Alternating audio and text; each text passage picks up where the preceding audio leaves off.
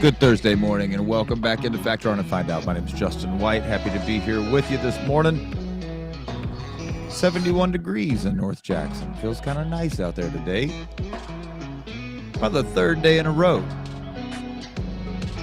As my buddy Bill would say, front door open, back door open weather. It absolutely is. Feels great outside.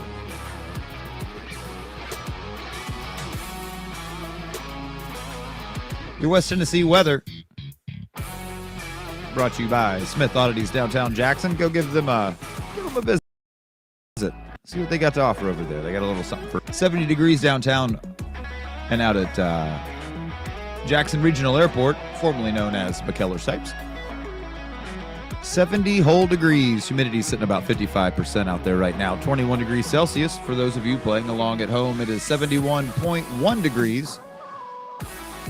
In North Jackson, up here at the World Headquarters.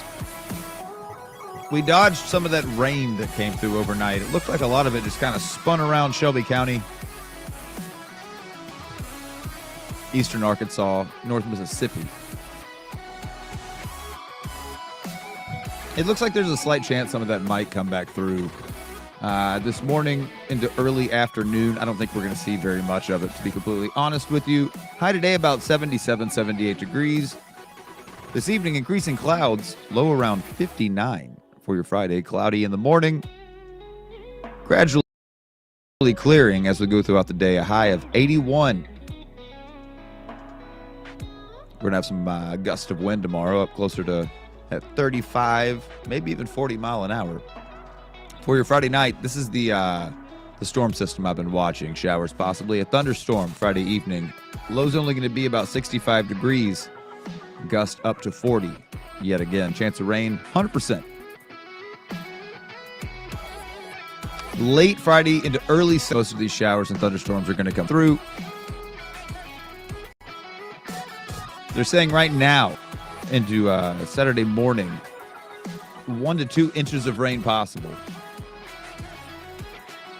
Saturday night, chance of showers and thunderstorms. Going to stick around a little bit, maybe 60% chance. Another quarter to a half of inch of rain possible. For your Sunday, sunny. A little cooler, high near 58. Sunday night, mostly clear, low around 37 degrees. That's your West Tennessee weather. Brought to you by Smith Oddities downtown. Go give them a shout. See what they got going on over there.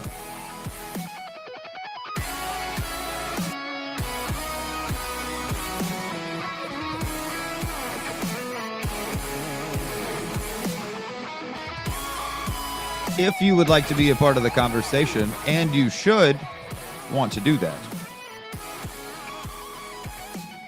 you can comment on the video that you're watching right now on Facebook Live or YouTube Live, or you can be a part of the conversation by hitting us up on the text line or the call-in line, which is sponsored by the 2025 Smith Oddities. That's the weather. The 2025 Misfits Market and Expo. Text line and call-in line, that's 731-388-9080 for the text or for... I'm looking really forward to this year. I'm going to be live streaming out there. It's going to be a whole lot of fun. Smith, sorry, I woke up this morning with a headache. I mean, I tell you what.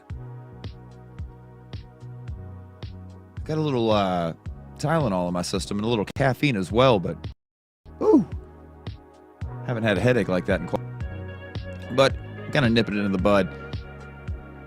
I guess it's got some wires crossed for me right now. The 2025 Misfits Market and Expo, a local shopping experience like you've never seen before. This one-of-a-kind annual event offers unique products for everybody. They welcome you to come and explore the diverse range of vendors that they have to offer, from handcrafted art, tattoos, oddities, vintage goods, local food trucks, and so much more. The Misfits Market Expo has something for everyone. Join us for an unforgettable experience at the 3rd Annual Expo. This year, it's going to be held at the Jackson Fairgrounds. They just got bigger and bigger. More vendors, more food trucks, more activities. So they outgrew the Carl Perkins Civic Center. They're going to be down at the Jackson Fairgrounds this year, March the 29th and the 30th. Come hang out with us. Like I said, I'll be live streaming. Going to have a booth out there. We're going to enjoy ourselves very much. That is the 2025 Misfits Market and Expo. Join us, why don't you?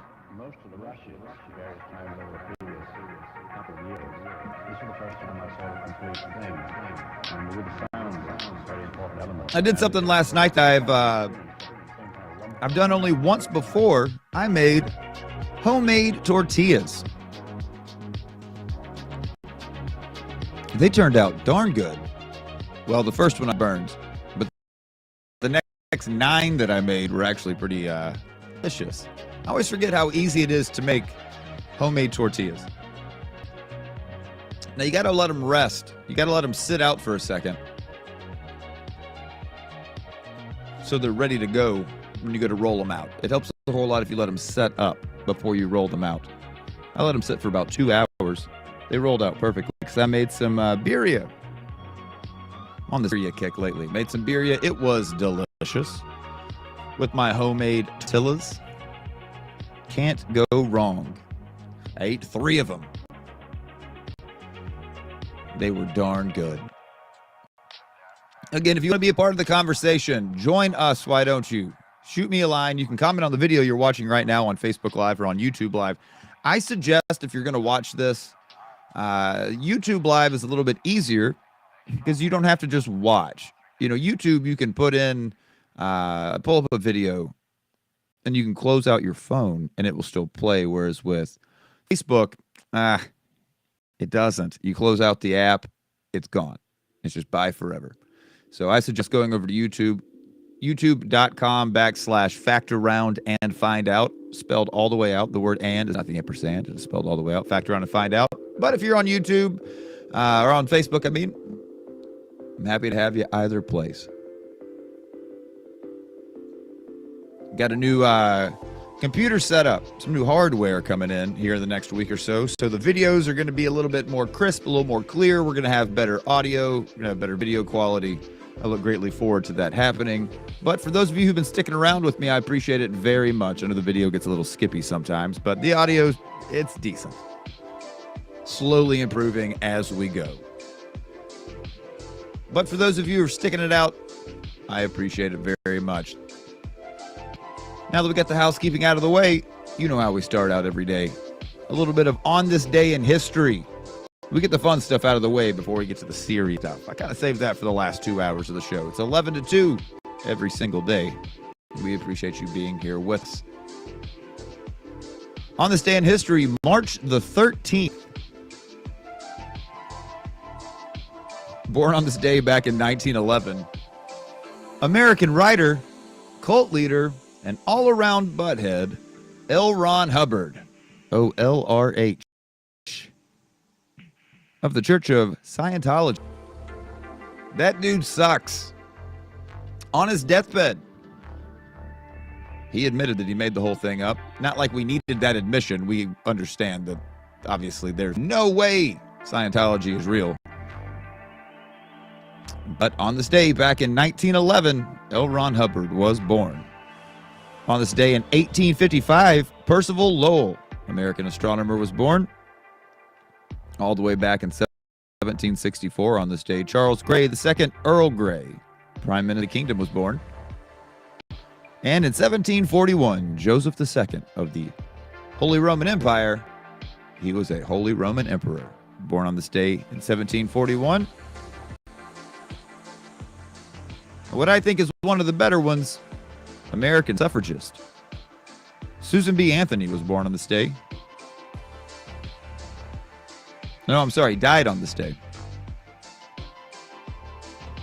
From the comment section, Brett G jumps in and says, "Rest in piss, LRH." Yeah, fuck that guy. Not a good fella. I'm right there with you, Brett G. On this day back in 1781, the planet Uranus, or as they call it, Uranus, insert joke here, was discovered by English astronomer William Herschel. It was observed on this day in 1781, the seventh planet from the sun, Uranus, first described by as a curious, either nebulous star or perhaps a comet, named for the father of the god Saturn. From the comment section, Breggy says, "Did Earl Grey make the tea?" Nope, but it was named after him. On this day back in 2021, American boxer Marvin Hagler, a durable middleweight champion who was one of the greatest boxers of the 70s and 80s, he died on this day at the age of 66. You don't really see a lot of old boxers. Typically not a lot of old boxers out there. Maybe it has something to do with getting hit at and about the head many times. On this day back in 2020, amid the beginning of the COVID-19 pandemic, some of the shutdowns, which started about a week ago in 2020, EMT Breonna Taylor was killed by Louisville, Kentucky police officers as they burst into her apartment during a botched raid for death protest by Black Lives Matter activists and by others who called for police reform. That was one of the most botched, shitty police activities that actually made the news. People actually talked about it.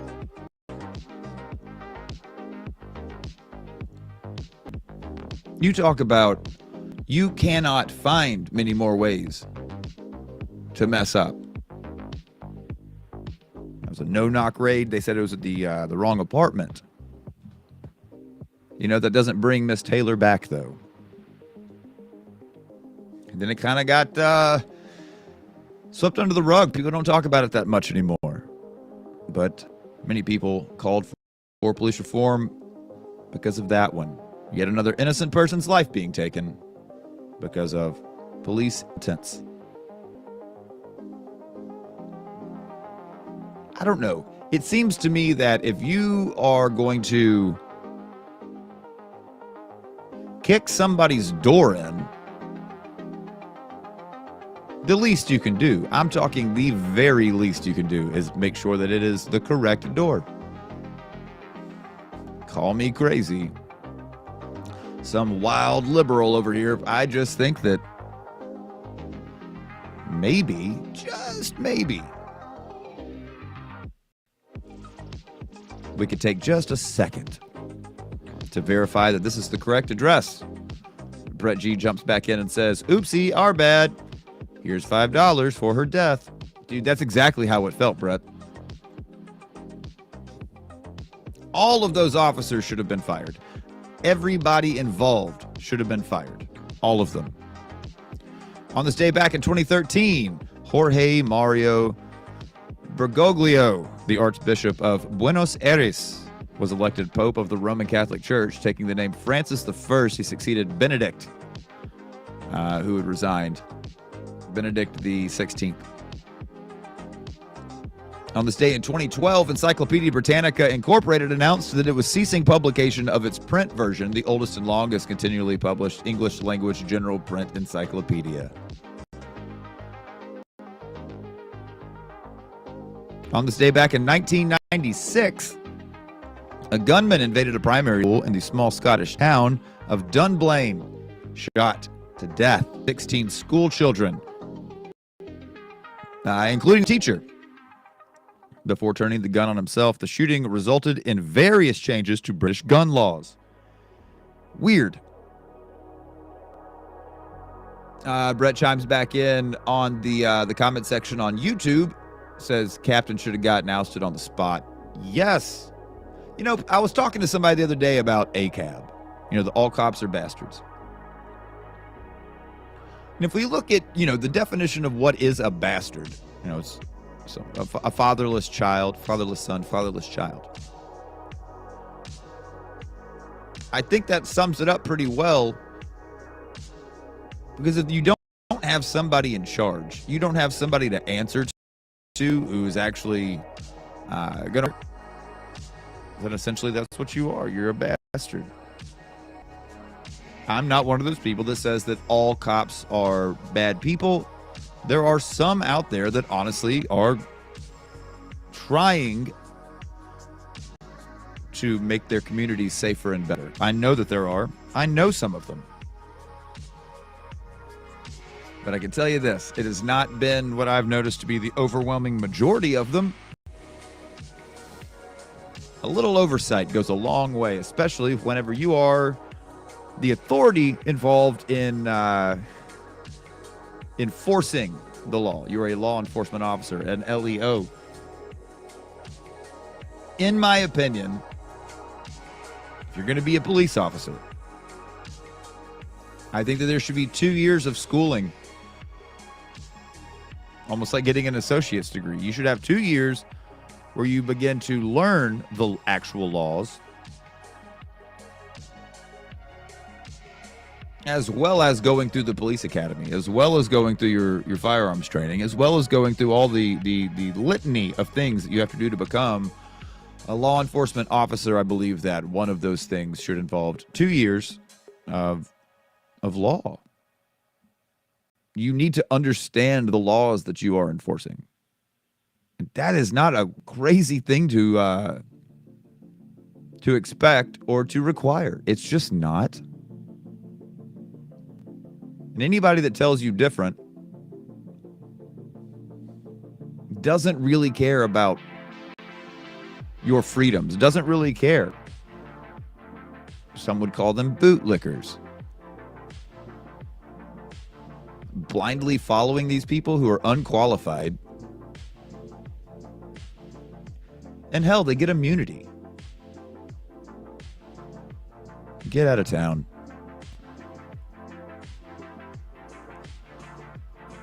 Always fun to try to pronounce these names. Back in 1986, Soviet cosmonauts Leonid Kizim and Vladimir Solovyev.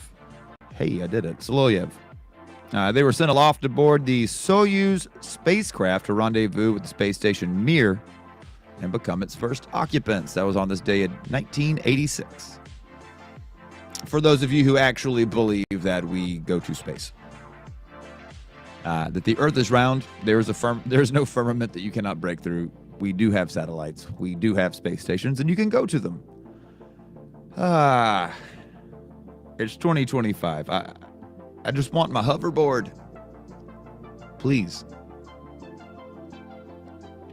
Instead, we're trying to argue that the Holocaust is real, did happen.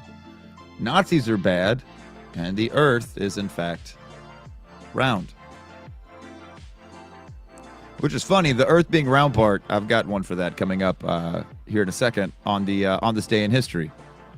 Let's see, back in 1938, the Anschluss, this political union between Austria and Germany, was announced.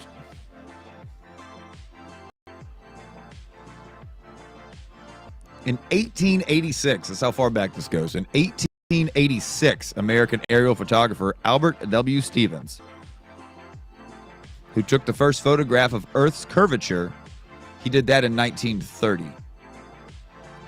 And the first photographs of the moon's shadow on Earth during a solar eclipse, that was in 1932. He was born in Belfast, Maine on this day in 1886, Albert Stevens. I bet he'd have something to say about whether the Earth is or is not flat.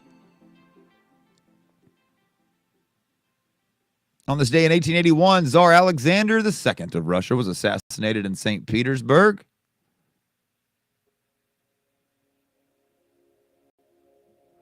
On this day back in 1809, shortly after Sweden surrendered Finland to Russia, Swedish King Gustav IV Adolf was overthrown. Man, Adolf was a much more popular name at some point in time in our history.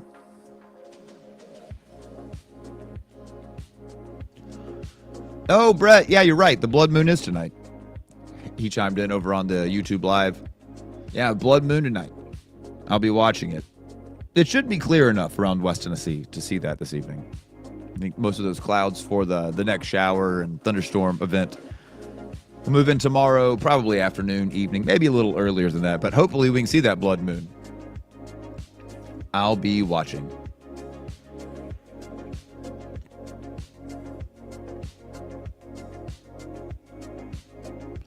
And a little bit of Tennessee history. Well, shoot, where did it go? There it is. In 1925, the legislature passed a bill that banned the teaching of Darwin's theory of evolution in Tennessee in the state's public schools back in 1925. In a highly publicized trial, high school teacher John T. Scopes was later convicted of breaking the law. If you're a Tennessean and you don't know about the Scopes trial, do yourself a favor. Do a little research on it. State of Tennessee versus John Thomas Scopes, commonly known as the Scopes trial or the Scopes monkey trial, was a legal case from July the 10th to July the 21st back in 1925, in which a high school teacher, John T. Scopes, was accused of violating Tennessee's Butler Act, which made it illegal to teach human evolution in any state-funded school. The Butler Act was a 1925 Tennessee law prohibiting public school teachers from denying the book of Genesis' account of mankind's origin, so creation. The law was also prevented the teaching of evolution of man from what are referred to as lower orders of animals in place of the biblical account. The trial was deliberately staged in order to attract publicity to the small town of Dayton, Tennessee. Scopes was unsure whether he had ever actually taught evolution. He wasn't sure. But he incriminated himself deliberately so that the case could have a defendant. Scopes was represented by the American Civil Liberties Union, that's the ACLU, which had offered to defend anyone accused of violating the book in an effort to challenge that law. Scopes was found guilty and fined $100, which in 2025 money is about $1,800. But the verdict was overturned on a technicality. The trial served its purpose of drawing intense national publicity, and national reporters flocked to Dayton, Tennessee to cover the high-profile lawyers who had agreed to represent each side. William Jennings Bryan, three-time presidential candidate and former Secretary of State, argued for the prosecution, while Clarence Darrow served as the defense attorney for Scopes. Look up Darrow. You should look up Clarence Darrow if you have the time. The trial publicized the fundamentalist modern controversy, which set modernists who said evolution could be consistent with religion against fundamentalists who believe that the Word of God, as revealed in the Bible, took priority over all human knowledge. The case was thus seen both as a theological contest and as a trial on whether evolution should be taught in schools. The trial became a symbol of a much larger social anxiety associated with the cultural changes that characterized the decade of the 20s in the United States, highlighted the growing influence of mass media being the first trial in American history to be broadcast by radio, the Scopes trial. So for anybody thinking this is a new thing, Tennessee has been laying the groundwork for this for quite some time. Brett G chimes back in and says, Tennessee, number one, baby. We're just the smartest state in the union. Well, come on, Brett. Let's think about it. If we put the 10 Commandments in all schools, that will stop school shootings, right? That's how we stop school shootings. We have to put the 10 Commandments, one particular religion's not rule book, but a portion of it. It's always ironic to me that of all those 10 Commandments that God allegedly in the Christian Bible, decided it was important to give to Moses.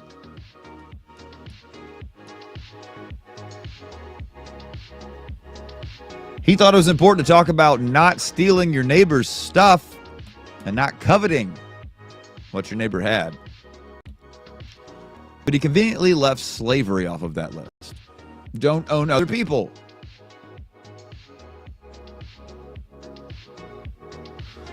Brett says, and will unlock infinite wisdom, solve world hunger, and so many good things. Yeah, right. I can't wrap my head around leaving out slavery. No, he puts idolatry in there. Seems like the Ten Commandments leave out a few important things. Also, what was he? Was he short on time? We only got 10 of them? I don't know. Seems a little sus. Seems a little fishy to me. But we've been fighting this fight for a long time, at least since the 20s, with the Scopes trial, or the Scopes monkey trial. If you have an opportunity, go kind of delve off into that. There's lots of documentaries about it. There's a lot you can read about the Scopes trial. I didn't know about it until, I don't know, a decade ago. It's pretty fascinating, the old Scopes trial. That's on this day in history, which brings us every day to National Calendar. The National Calendar. What should we be celebrating today? Pretty much every single day. It's National Tortilla Day. It's National whatever day. Well, what do we have today for March 3rd? It is National Dermatologist Day. Dermatologist, send him a sweet letter. Thanks for looking after my dermis. It's also National Jewel Day. Not the singer from Alaska, but the precious stones. National Jewel Day. It is National Dogs That Are Narcs Day. Oh, I read that wrong. It's National Canine Veterans Day. Well, I guess they're not all narcs. Some of those canine veterans might be military.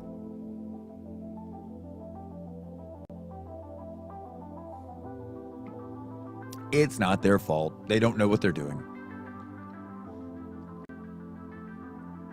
March the 13th is also National Coconut Torte Day. Coconut Torte. It's a dessert. It's National Earmuff Day, which seems ironic that it's right here at the beginning of spring.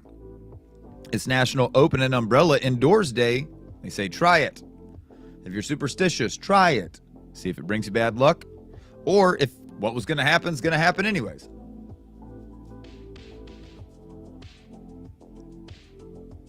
And March 13th is also National Good Samaritan Day.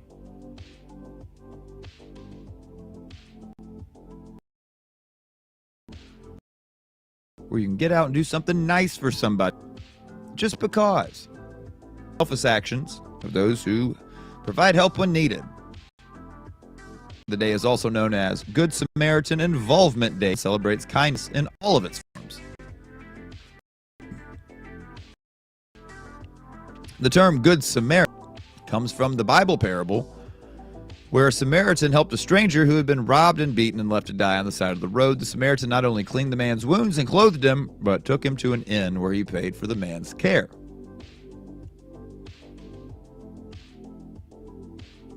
As somebody who studied theology in college, I always found the story of the Good Samaritan to be interesting. Because it was a preacher and a prophet and a couple of other folks who were supposed to be godly, good people. They walked right by and didn't help. But the Samaritans kind of had a bad reputation amongst the Jews. But the Samaritans stopped and helped the stranger who had been robbed and beaten. I think they accidentally got a point across that they didn't mean to. So if you're trying to observe Good Samaritan Day today, you should. Make an effort to help somebody who's struggling or having a problem. Share a story about someone who is a good. I say to end the show every day, be kind to people. Kindness, compliments, it's free. It costs nothing. It's the right thing to do. So I wanted to talk about this one for a little bit today because I thought it was important. Take care of each other. Be kind to one another. It's Good Samaritan Day. Do the right thing.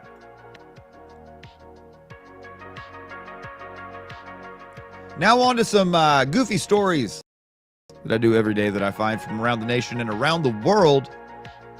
Let's see what first here.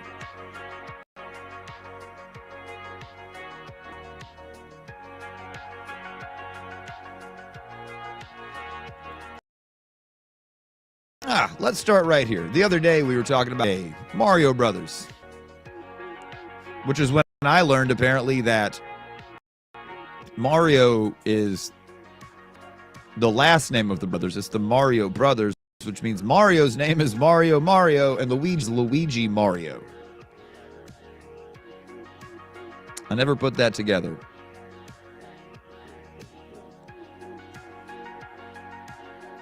Well, a gamer has dedicated his life to breaking a Guinness record. Dedicated gamer broke a Guinness World Record by beating 1985 classic Super Mario Brothers with a time of 4 minutes 54.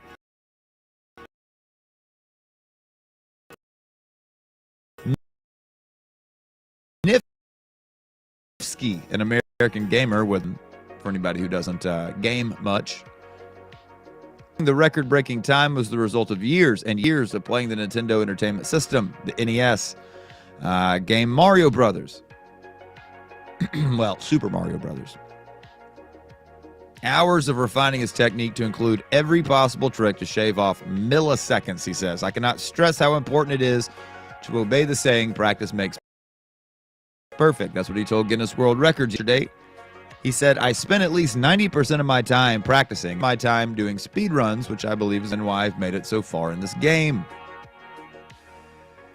His speedrun attempt in January ended with a time of 4 minutes, 54.565 seconds, earning him the title for the fastest completion of Super Mario Brothers. Nifsky, for his attempt, said he's still not quite satisfied with his time. He didn't even use a regular controller. I wonder if there's a distinction, fastest time using the actual NES and using an actual NES controller, because those buttons, they can be a little tricky sometimes. He says, quote, I have a lot of ambition to lower the Mario Brothers any world record to at least 54.3 before I'm fully satisfied. Bro.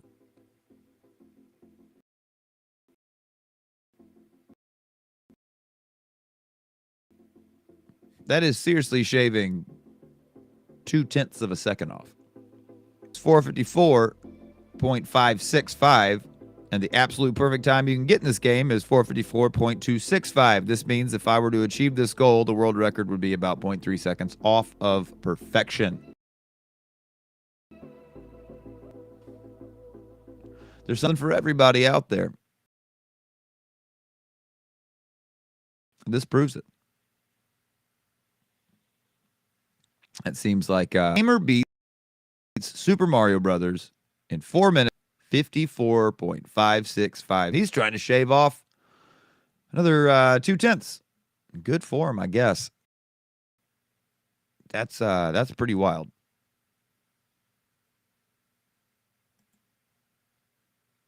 Let's see where we're going to go next. This will be from UPI. Sorry, computer's starting to slow down. And normally it waits till later in the stream, but I just decided to slow down a little bit right here off the bat. I like how that looks for the rest of the stream. Apologize. Give me 1 second. We'll get this back up.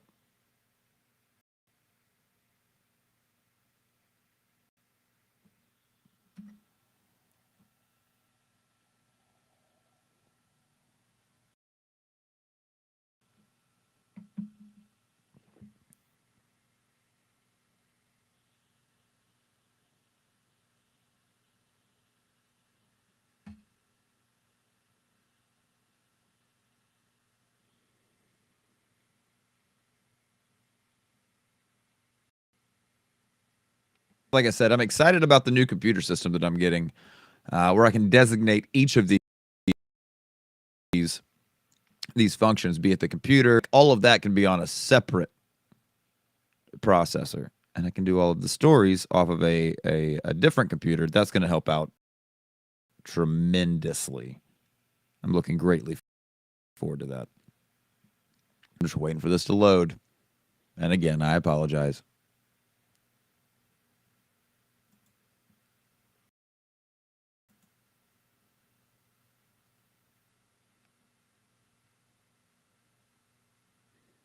Oh, I want to give a shout out to my friend John Lovelace. Meant to say that earlier.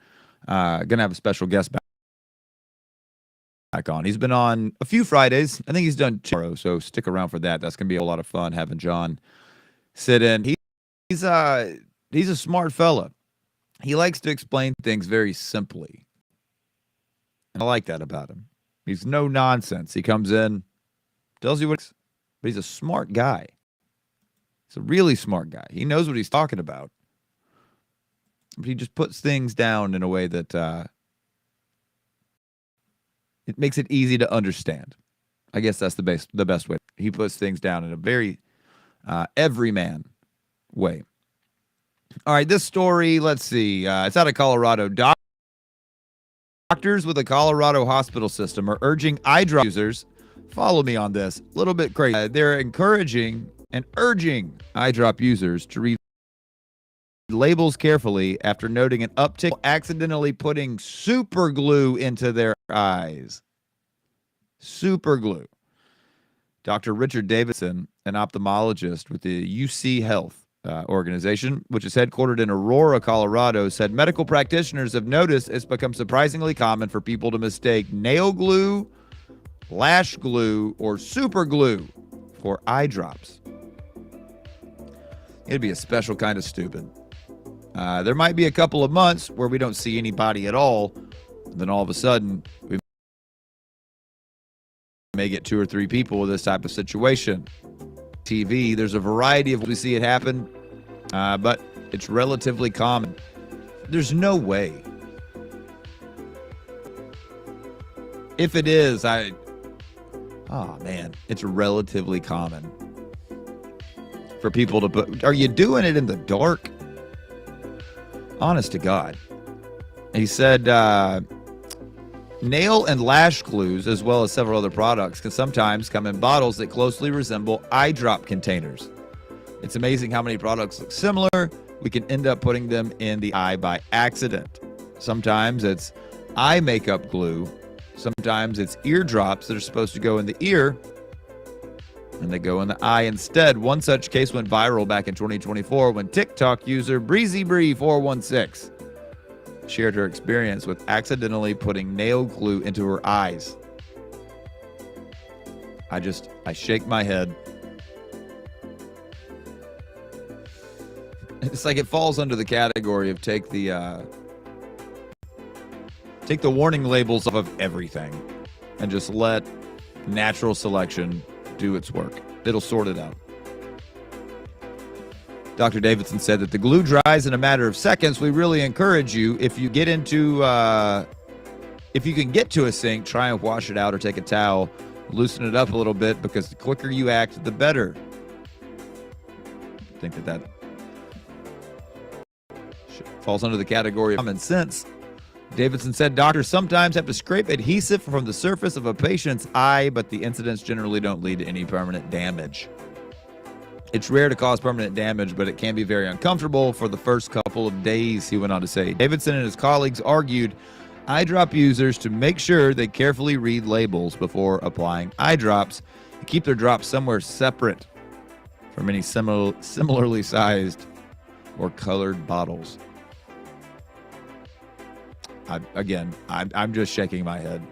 Doctors note an increase in cases of glue mistaken for eye drops. Cool. We had one the other day where a 5-year-old called 911 looking for some donuts. I guess he knew the right place to call. This is out of Wisconsin. A 4-year-old Wisconsin boy called 911 to report his, quote, mom was being bad by eating all his ice cream. The Village of Mount Pleasant Police Department said on social media that 2 officers responded to a home where a little boy called 911 saying his mom was being bad and needed to go to jail. The 4-year-old informed that his mom ate his ice cream and needed to go to jail for it. The boy eventually changed his mind about his mother's punishment. He now just wants some ice cream. The officers returned to the home the following day to surprise him with some ice cream after he decided he did not want mom trouble anymore. They always try to have these cute stories. Look at these police officers doing the right thing. Let's see, it's 2 lady cops showed up, brought this little boy some ice cream.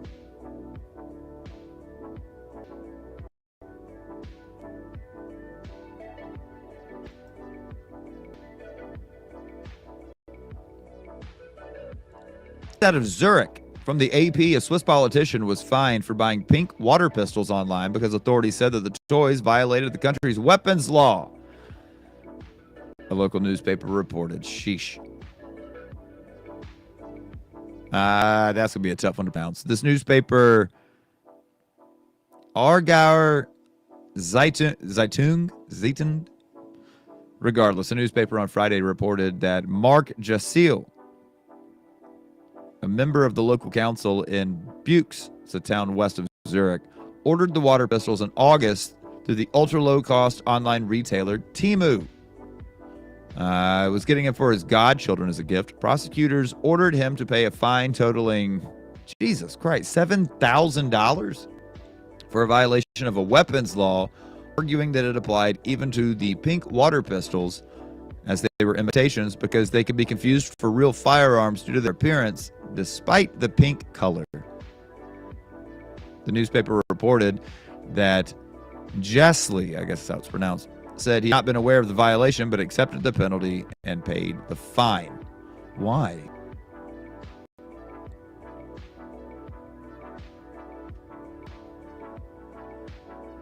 I'm just going to chalk that one up to dumb.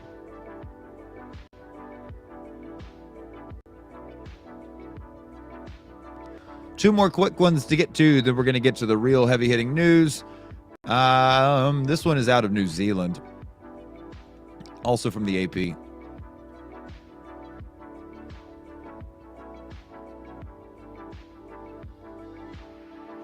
Wellington, New Zealand, a placid fishing trip turned into berserk for 3 New Zealand men when a dolphin weighing more than 400 kilograms, that would be 900 American pounds, appeared to fall out of the sky before crash landing in their small boat. No one was badly hurt when the 11-foot bottlenose dolphin jumped aboard the open-top boat Friday.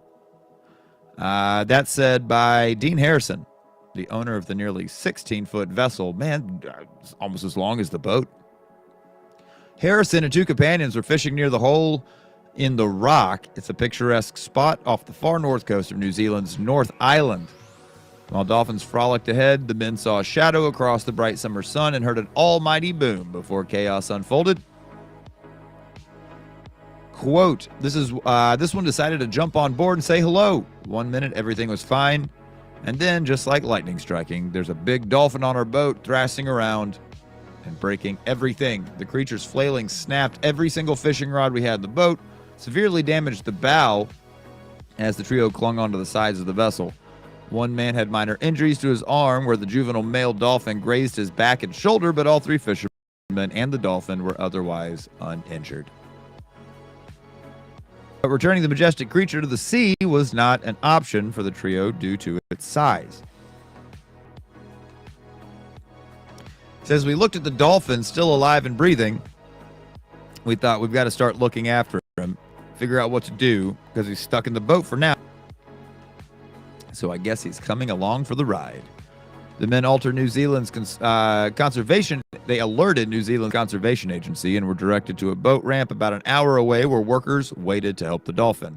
On the way, the trio used a hose to keep the creature wet, protected it from the sun using a damp towel. It was depicting players from the All Blacks rugby team. It's very on brand for New Zealand. The men alerted, let's see here. On shore, members of the local Maori tribe prayed for the dolphin before it was returned to the ocean using a tractor. Helpers gave the 2 to 3 year old creature a name, Tohu, which means sign in the Maori language. Tohu is now also the name of Dean Harrison's boat. The dolphin got to swim away. We got to walk away. We've all got a story to tell, he said. It's a good ending in a situation that could have been very different. Dolphins just jumping up on boats. And lastly, before we get to the good news, the real news, the less fun news.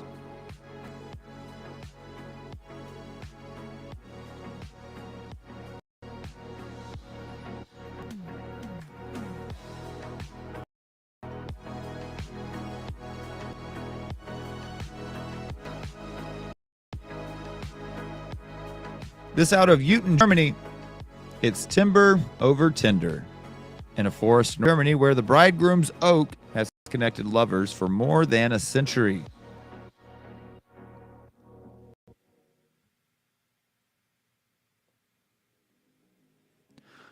Known as the Braugamesh. No, I said that wrong. In German, the bridegroom's oak has a famous knot hole that's been used as a mailbox since 1892. It even has its own postal code in the forest. It's about 155 miles north of Berlin. Mail carriers from the German Postal Service act as Cupid. Excuse me, delivering 50 to 60 letters to the knot hole each month. They must climb a ladder to reach the mailbox. It's about 10 feet up on an 82-foot tall tree that's more than 500 years old. Visitors to the tree can leaf through the missives, some of which are mailed from other continents, and choose whether to become postal paramours with any of the letter writers. The resulting pen pal relationships have even a few marriages. The oak was first used as a way station between a forester's daughter and a chocolate manufacturer. According to the Postal Service, the forester initially opposed the courtship, so the couple left love letters for each other in the knothole of the tree. They ultimately married with the forester's permission under the oak leaves back in 1892. If you want to send some love letters, you can send your love letters to Brautgamisch, Todauer Forst, 23701, Uten, Germany.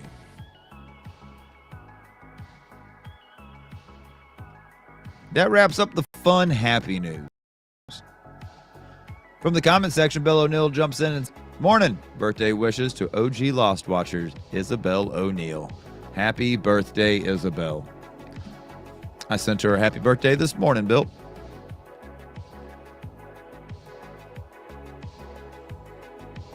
How old is Isabel turning?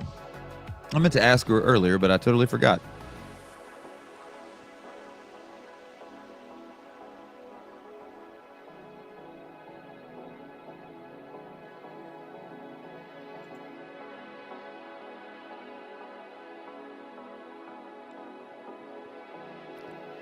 So much news to get to today. The White House has apparently pulled CDC director nomination. Putin saying Russia backs Ukraine ceasefire. But he says that any deal must address, the root cause.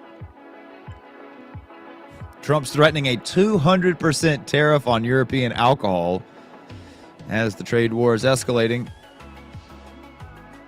Certain Democratic attorneys general are suing over the gutting of the Department of Education. They're trying to do away with half of the employees of the DOE.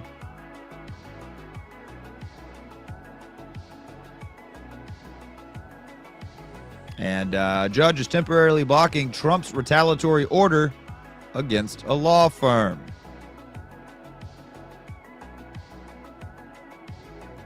Oh, Trump's going live to talk about the tariffs. Let me see if I can pull that up real quick.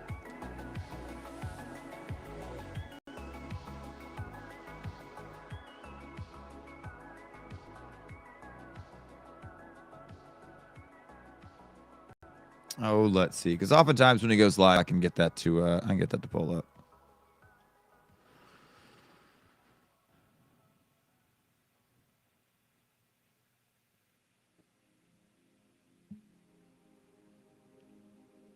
I'll see if I can pull that up in a second. I think that would be worth a watch. So it looks like we talked some yesterday about how they don't really care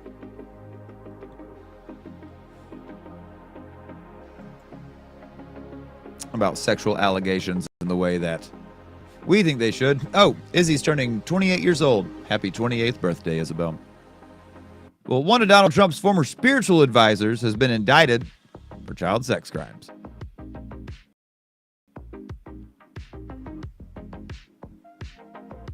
A Dallas area pastor known for his involvement in the GOP politics and his close relationship with President Donald Trump has been indicted in Oklahoma on child sex charges which stretch back 4 decades. Robert Morris was the lead pastor of the Gateway Mega Church until last year when he resigned due to sexual abuse allegations. He's 63-year-old served on Trump's evangelical advisory board because of course he did. That was back in 2016. He hosted the president's 2020 table on transition to greatness. It was a fundraising dinner which cost $580,600 a couple. Well over $500,000 a couple to go to this fundraising dinner. And he also worked to organize evangelicals in 2021 ahead of Trump's 2024 bid. He's now indicted in Oklahoma for allegedly committing repeated indecent acts to a child in Oklahoma back in the 1980s. So Morris is the 6th megachurch pastor from Texas to resign since 2024 due to sexual assault claims and other misconduct allegations. 6th. He is the 6th megachurch pastor from Texas alone to resign from their post since 2024 due to sexual assault claims. Donald Trump has recently come over scrutiny from Republicans as well as Democrats after accused human trafficker Ann Tate was allowed to return to the United States. Also for failing to release files on convicted sex offender Jeffrey Epstein. The indictment on this pastor, Morris, it comes after Cindy Clemishire came forward with her claims. She came out with those claims while she was after she had already become an adult. Alleged victim of sexual assault are not usually named by media, but she told the Associated Press she would like her name to be included in her story. She's referred to as CC in the indictment. Clementshire has alleged that when Morris was working in 1982 as a traveling preacher, he would stay at her family's house in Hominy, Oklahoma. She says this is when he began abusing her, which he continued to do for 5 years. She was 12 years old when the abuse began. When Clementshire brought charges against Morris last year, Morris's attorney at the time, J. Shelby Sharp, blamed Clementshire for her actions. He blamed the 12-year-old. In a letter written to Clemenshire's lawyer, Sharp wrote, "It was your client who initiated inappropriate behavior by coming into my client's bedroom and getting in bed with him, which my client should not have allowed to happen." Sharp was temporarily suspended from participating in law in 2024 for unrelated acts unbecoming of an attorney. Just a whole mess of good wholesome folks here, huh? No attorney has been listed as working for Morris at this time. J. Shelby Sharp has been contacted via email for comment.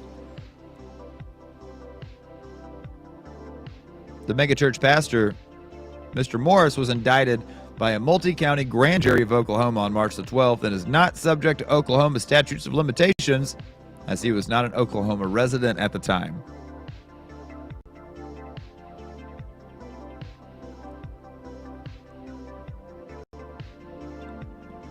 The story from Newsweek goes on to say Republican politics were a present part of the church where he would host sermons promoting the GOP candidates, saying, "Many of you see what Satan has been trying to do, even in our school systems," before displaying the names of Republican school board candidates. He said, "Here at Gateway Church, we vote, we pray, and we vote now." He was also chosen by Governor Greg Abbott of Texas to promote Texas's bathroom bill, which would ban transgender people from using the bathroom that fit their gender. Morris said one of the reasons to support the bill was to prevent any child from being sexually abused.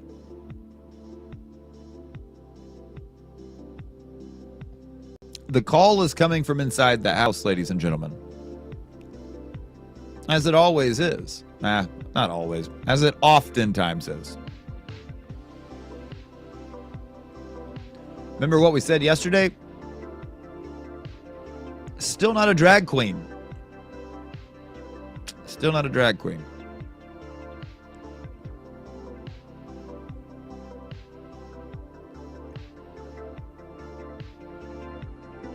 And I believe it was Carly that was chiming in yesterday, Carly Fagan, saying that, of course they'll blame the victim. And that's exactly what happened. They said that it was the 12-year-old's fault, not the traveling preacher's fault. It was the 12-year-old's fault for letting, because she came on to him. Yeah, I'm sure a 12-year-old snuck into your bedroom at her parents' house and came on to you. Yeah, I'm sure. Bill O'Neill jumps in and says, "What is an act unbecoming of an attorney? Kindness? Mercy? Charity?" Yeah. Good point, Brother Bill. Good point.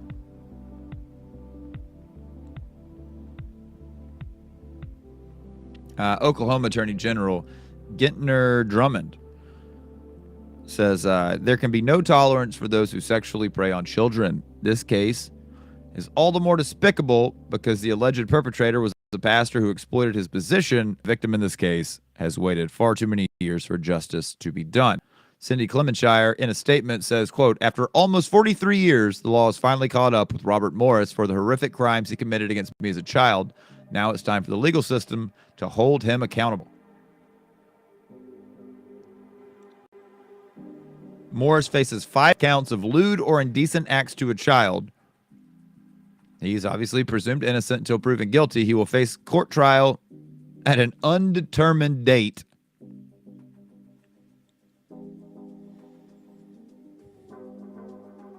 He bonded out, but he's not being held. Another article that I was researching, read this morning, said about this case, said that he could serve up to 20 years for each of the 5 allegations. So up to 100 years. It's in Oklahoma, and he's a Texan. So I guess Governor Greg Abbott can't save you now, can he, bud?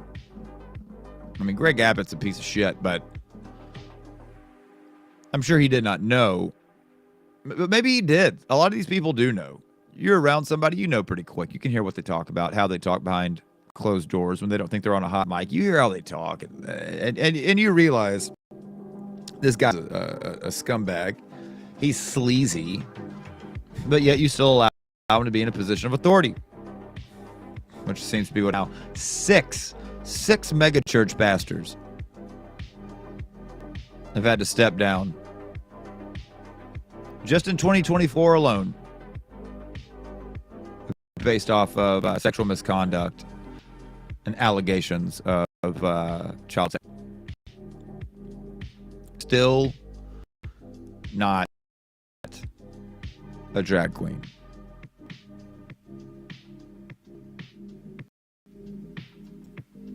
Another one I saw come across from The Independent. I like The Independent. It's an article by John Marcus out of San Francisco.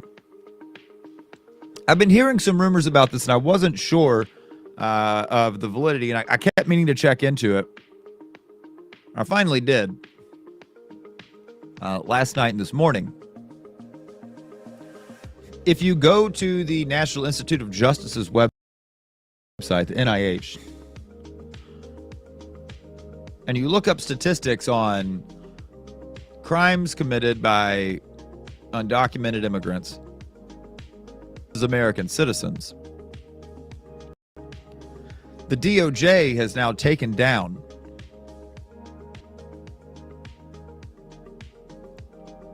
all of that information.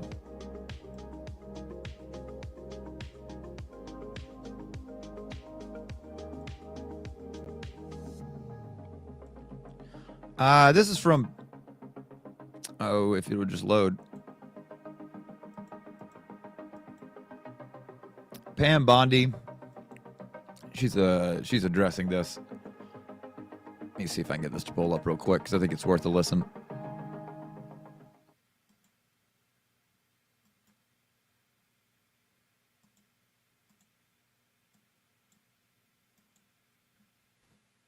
New York has chosen to prioritize illegal aliens over American citizens. It stopped. We're here today because we have filed charges against the state of New York. We have filed charges against Kathy Hochul. We have filed charges against Letitia James and Mark Schroeder, who is with DMV.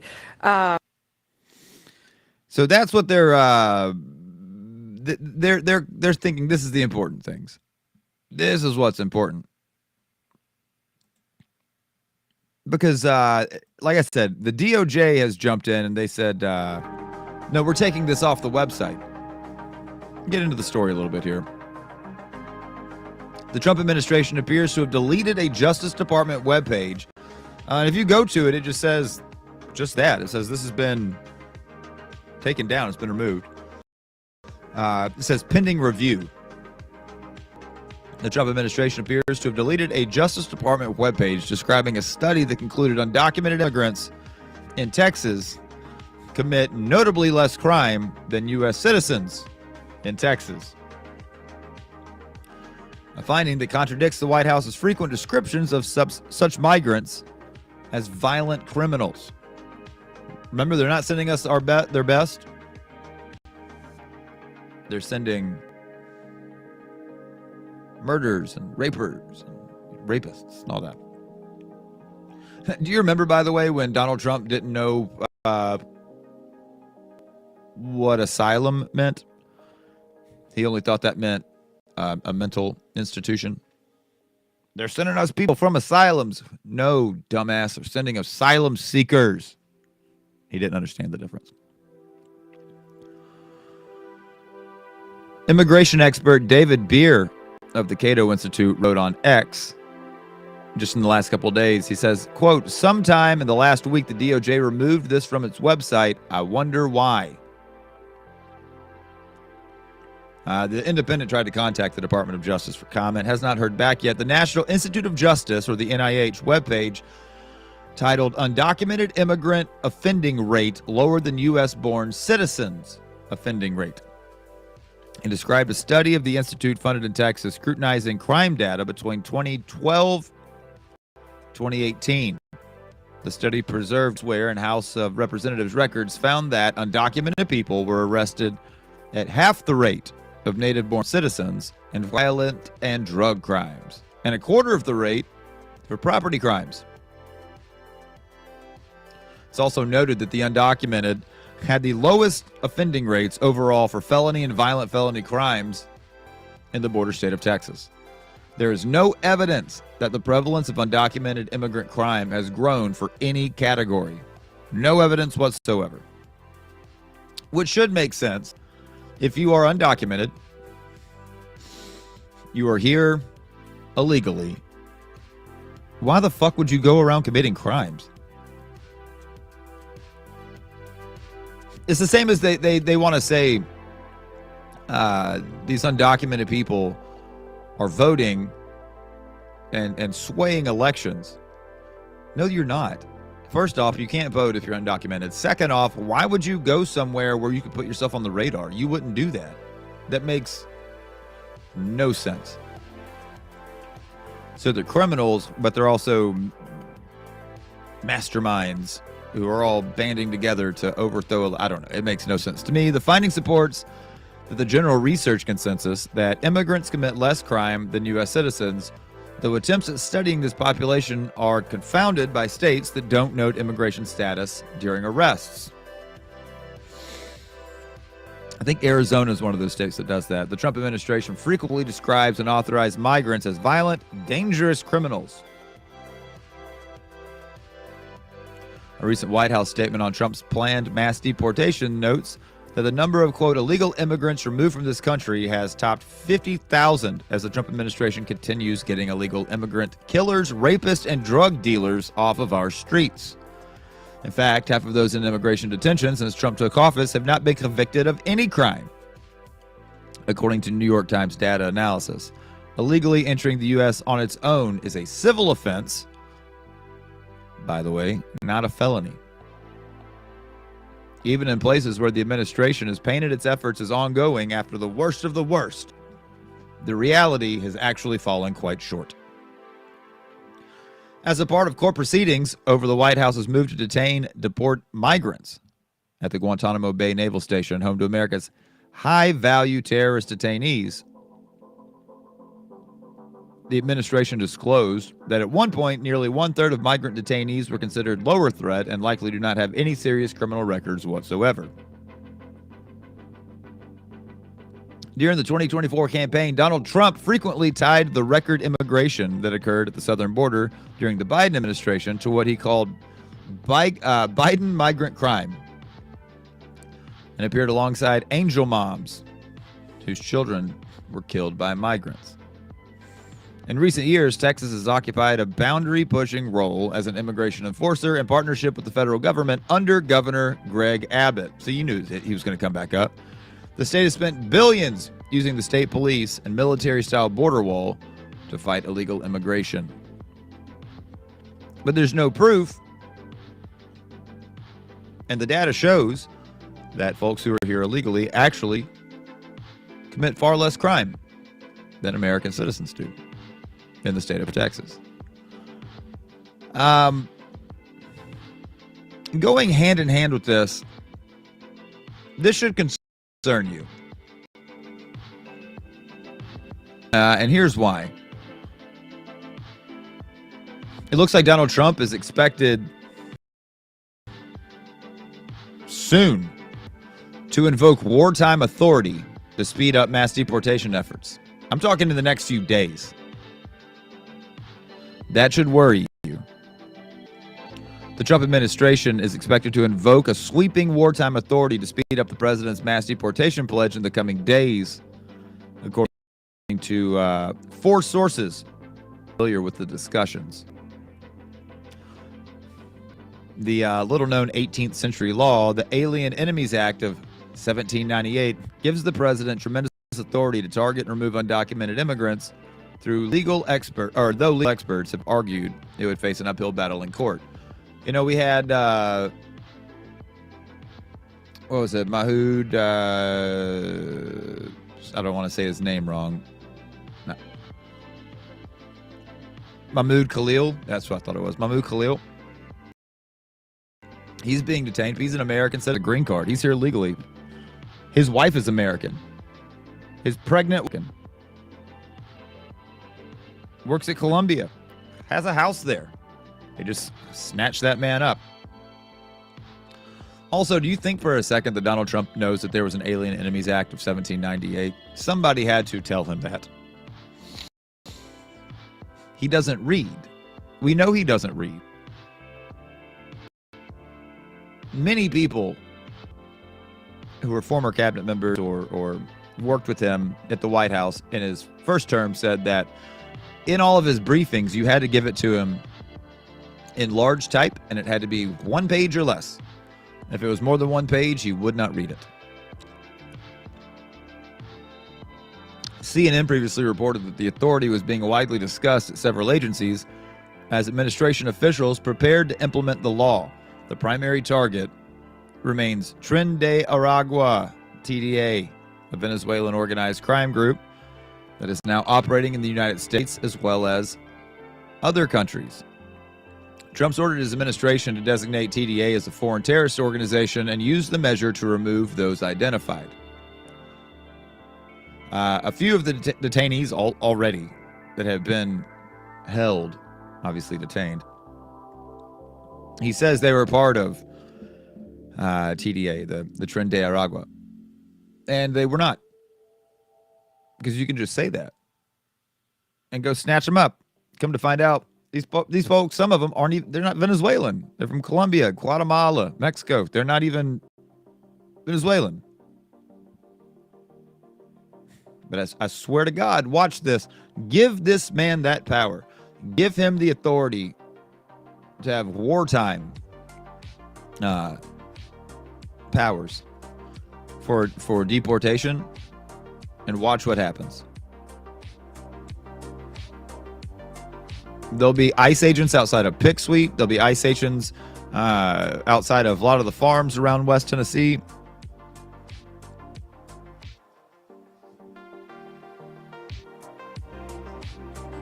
The announcement, which could come as soon as Friday, tomorrow, it's been moving. It's been a moving target as officials finalize the details.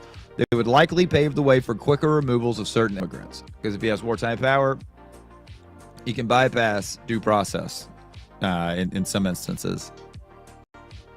The law is designed to be invoked if the U.S. is at war with another country or a foreign nation has invaded the U.S. or threatened to do so. Legal experts say it would be difficult for Trump to use this act when the U.S. isn't being attacked by a foreign government, even if the administration does cite threats from gangs or cartels. The Enemies Act has been invoked 3 times in United States history, all during war. That's according to the Brennan Center. During World War I and World War II, it was used to justify detentions and expulsions of Germans, Austro-Hungarians, Italian, and Japanese immigrants. The law played a role in the infamous U.S. policy of Japanese internment during World War II, according to nonpartisan law and policy institutes. Watch out. He's going to invoke wartime authority. Because, they say the invasion at the southern border. We're being invaded. Something to keep an eye on. And as soon as tomorrow,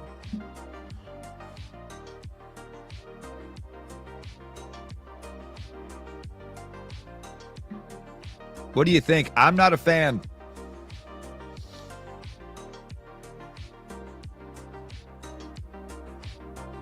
How about a clean, clear path to citizenship? How about not putting in a clean, clear path to citizenship for these people who they obviously want to be here?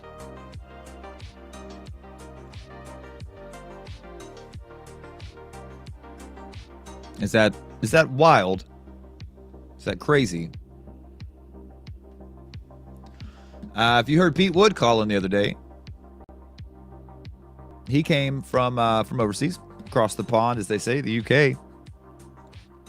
He became a citizen.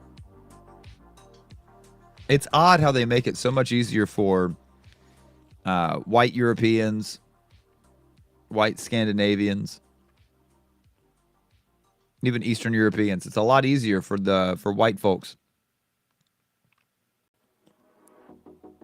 or white presenting people to get their citizenship. Heaven forbid you be brown, black.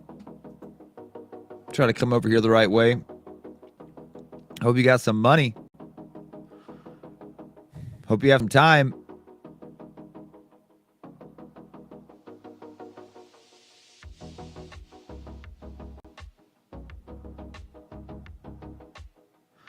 Like I said, it looks like Russia is not wanting to come to the table the way that they should. The Department of Education is getting cut in half. Got a bunch of House bills trying to fund certain things to stop us from having the partial shutdown this weekend. Trump's threatening 200% tariffs on European alcohol. We're going to definitely get to that one. Again, some of Putin's aides are rejecting Trump's Ukraine ceasefire plan. So what? So what?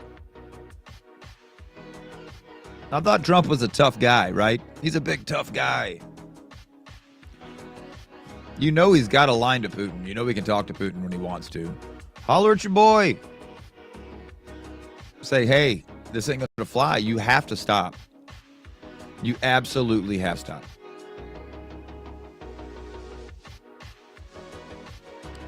Or what? Or we'll make it impossible for you to continue operating like you are.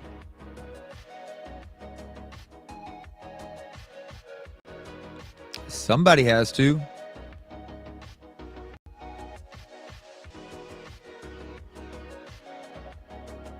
I'm going to take a really quick pause for the cause here. I got to get more coffee. I finished my cup of coffee. Get a little bit more. I'll come right back. Trump is trying to take an axe to more than a dozen pollution rules. God, not a good look. Not a good look at all. You guys sit tight. I'll be right back. It'll be long enough for me to get coffee. And I'll be right back.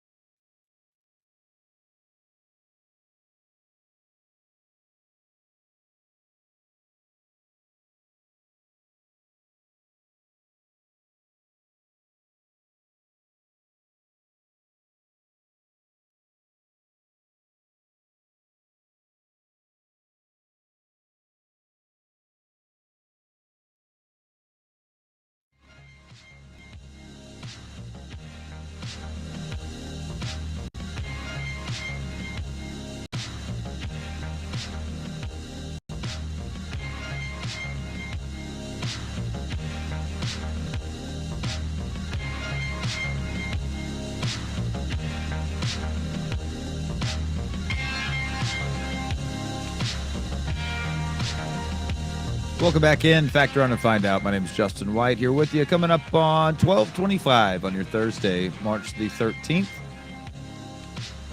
You want to be a part of the conversation? And you should. You can shoot me a text, give me a phone call, 731-388-9080. That is the Misfits Market and Expo text line and call-in line. A little bit of washed out to bring us back.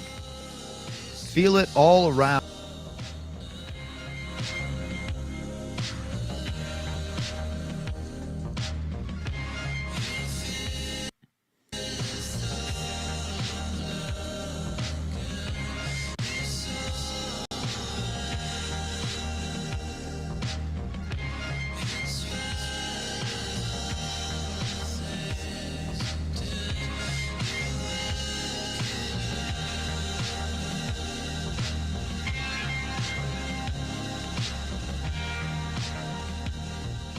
Well, it looks like under the guise of doing the right thing and cutting all this excess waste and all of these things, Donald Trump is deciding he's going to go after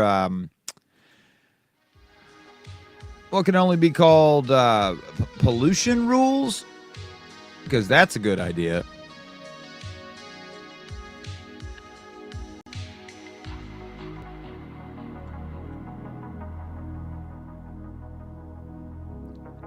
This is an article from Ellen Nielsen for CNN Climate. What's up, Jessica? Yep, yeah, of course. She says thanks. She is one of the folks in charge of the 2025 Misfits Market and Expo. Got to give them a check. It's going to be the 29th and the 30th of this month. Going to be a lot of fun. I'll be out there. We're going to have ourselves a downright good time. All kinds of goodies. A little something for everybody. The 2025 Misfits Market and Expo local shopping experience like you've never seen before. This one-of-a-kind annual event offers unique products for everybody. They welcome you to come and explore the diverse range of vendors that they have to offer, from handcrafted art, tattoos, oddities, vintage goods, tons of local food trucks, and so much more. The Misfits Market has something for everybody. Join us for an unforgettable experience at the third annual expo. This year it's going to be held at the Jackson Fairgrounds March the 29th and the 3rd. Join us, why don't you? It's going to be a good time.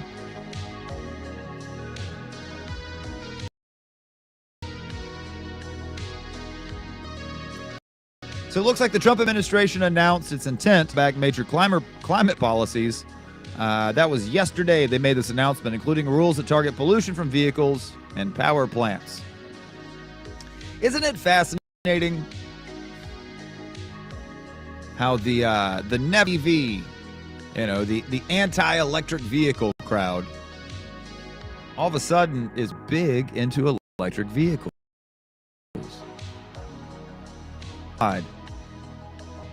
Meanwhile, Donald Trump, I know that the hatch laws or whatever don't necessarily apply to presidents, but he's over here hawking Teslas on the White House lawn. I'll give it, Biden did that with Jeeps. But I would say that the fellas in charge, ladies and fellas in charge of Jeep, weren't in charge of government agencies. So there's that.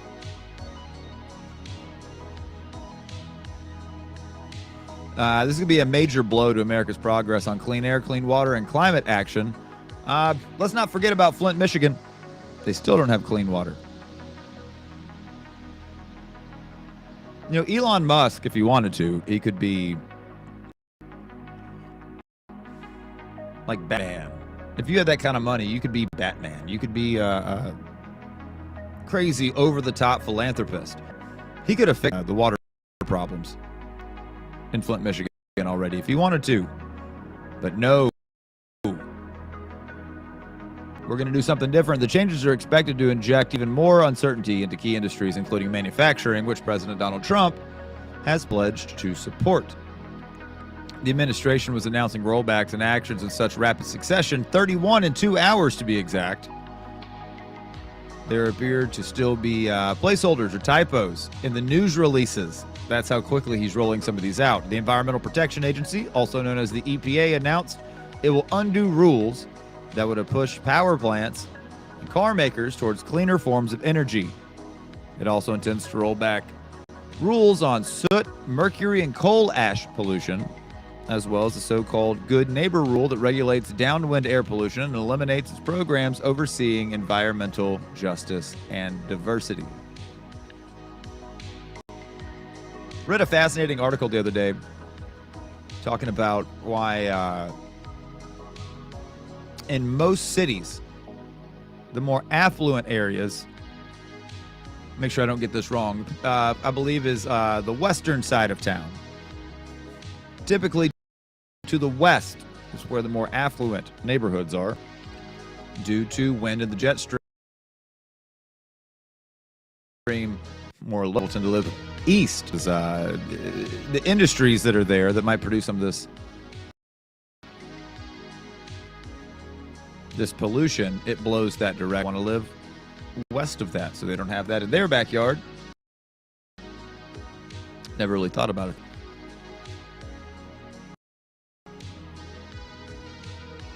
Significantly, Trump's EPA is also preparing to reconsider and strike down scientific finding on the dangers of climate pollution that has served as the basis behind federal regulations to curb them. Dismiss precedent would strip the EPA's authority to manage the pollution that causes global warming. The Union of Concerned Scientists said that the Trump administration's actions Wednesday would sacrifice human health for the benefit of private industry. I don't think anybody's too surprised with that. It's not exactly a revelation. The rollbacks will leave the nation sicker and out of air, water, and soil dangerously contaminated. It will leave the nation sicker and out of air, water, and dangerously contaminate the soil, says Rachel Cletus, a senior policy director for the group. She said that in a statement yesterday. The Trump administration is attempting to subvert the EPA's mission from one of protecting public health and the environment to that of boosting the interest of polluters and of billionaires. Cletus called it a, quote, horrific day for people suffering from the burden of air and water pollution. Again, bringing up Flint, Michigan. Why have we not done anything about that? And I'm not just looking at Donald Trump. Looking at Joe Biden. Looking at many leaders. Why has that not been a priority? Speaking out at a major energy conference in Houston this week, Trump officials requested climate science, or they questioned climate science and made clear they intend to put Biden's major climate rules through the shredder. The Trump administration will end the Biden administration's, quote, and this is a direct quote, quote, the Trump administration will end the Biden's administration's irrational quasi-religious policies on climate change that imposed endless sacrifices on our citizens. Energy Secretary Chris Wright said at CERAWeek just this last Monday. The Trump administration, quote, will treat climate change for what it is, a global physical phenomenon that is a side effect of building the modern world. It just happens. That's what they're saying. Just part of being a modern world. You gotta break in a couple eggs, right? Gotta break a couple eggs to make an omelet. Well, if that's the case, then why try to do anything about it, I guess?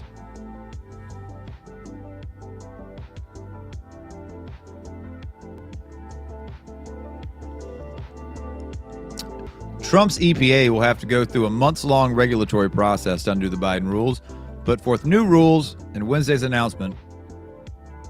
Apparently is an effort to kick off that process. Climate and environmental groups rallied against the EPA's various moves and vowed to challenge them in court, and I guarantee they will. It sucks that that's what everybody says these days. Every single time something comes out, the other side has to say, all right, fine, I guess we'll see you in court. The Trump administration's ignorance is trumped only by its malice towards the planet, says Jason Rylander, legal director at the Center for Biological Diversity and Climate Change and Climate Law Institute. He says, come hell or high water, raging fires and deadly heat waves, Trump and his cronies are bent on putting polluter profits ahead of people's lives. And it does appear to be that is the case. The fresh pendulum swing for regulations could prove difficult for the auto and electricity utility industries, which plan years and years in advance, and typically they like instability. The EPA is targeting EVs by dismantling a vehicle pollution rule that the Biden administration finalized in 2024, which, by mandating less pollution from cars, would have pushed U.S. automakers to produce more EVs and fuel-efficient hybrid models than run on a mixture of gas and small. I've got it. When it comes to electric vehicles, we don't have the infrastructure yet. We do not have a grid that can handle everybody being on an electric vehicle. Because where does the electricity come from? This is just me talking. Where does the electricity come from to charge these vehicles? Is it all clean energy?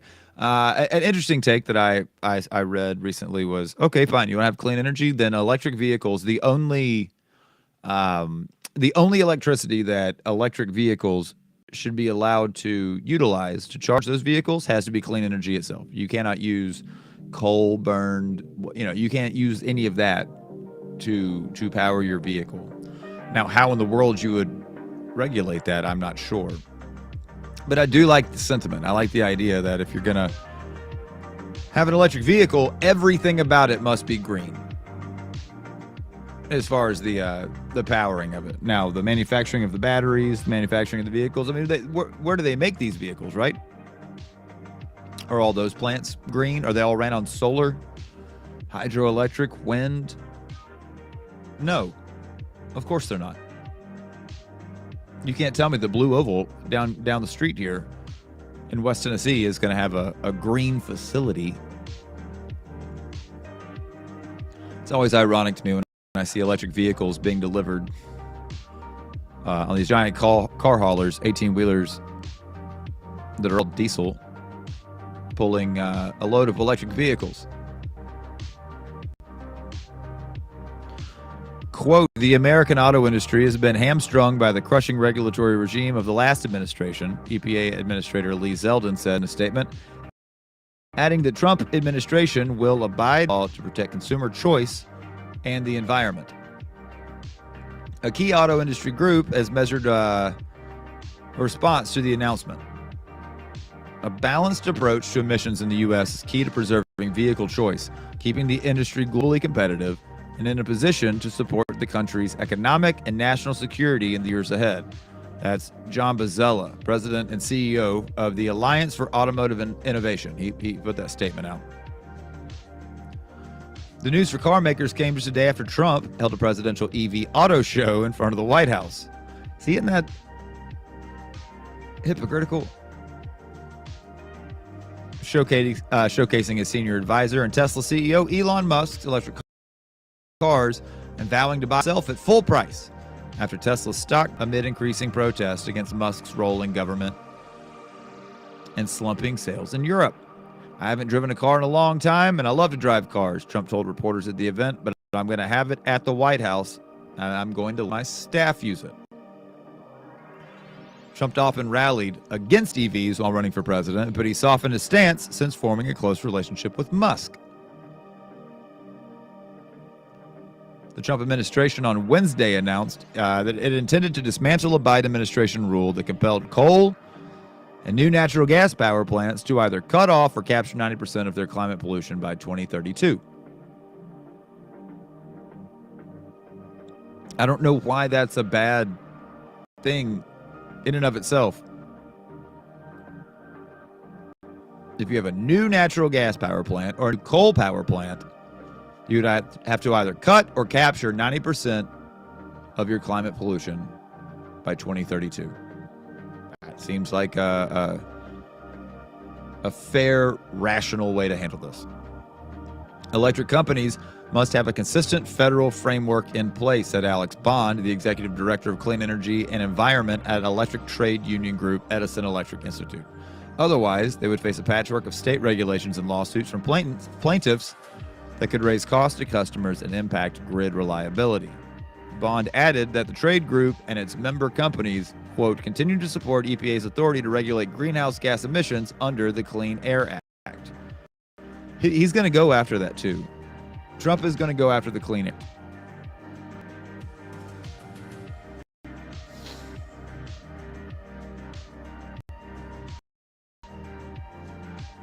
The things are hypocritical at the very least.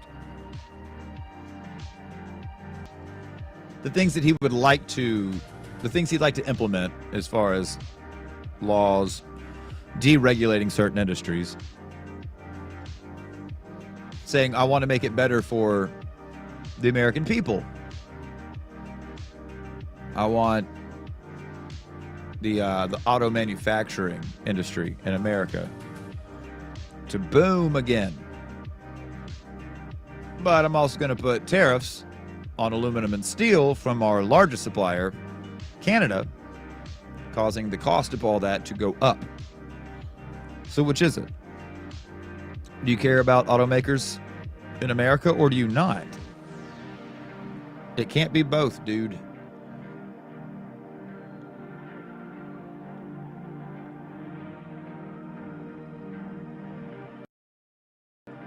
Speaking of tariffs,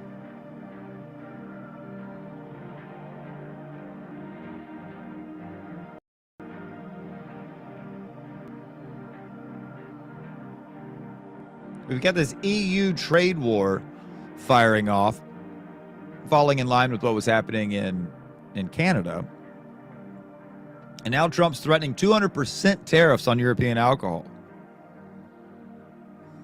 President Donald Trump on Thursday threatened to impose a massive tariff on European alcohol in response to the EU's retaliation against the steel and aluminum tariffs. It's a tit-for-tat escalation of a trade war that, at the very least, could easily get out of hand.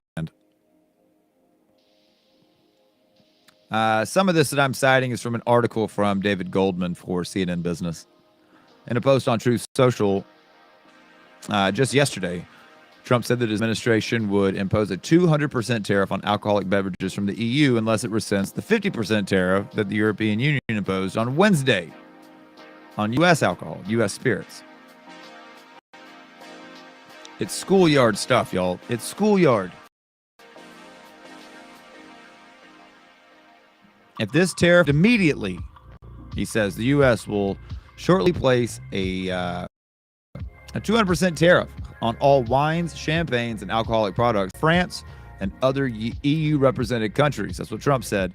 This will be great for the wine and champagne business here in the United States.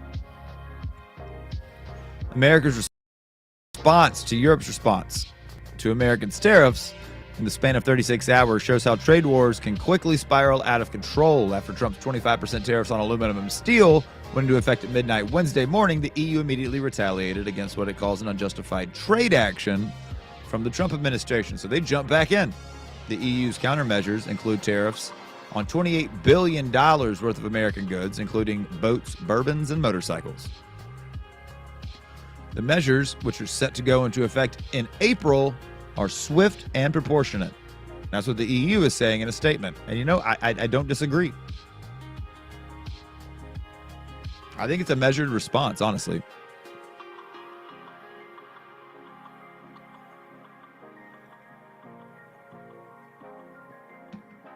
Stocks fell even deeper into the red Thursday on the trade war escalation. The S&P 500 fell into correction territory, down 10% from its all-time high that it hit just 3 weeks ago. American spirits industry said Wednesday that it was bracing for pain from the retaliatory tariffs.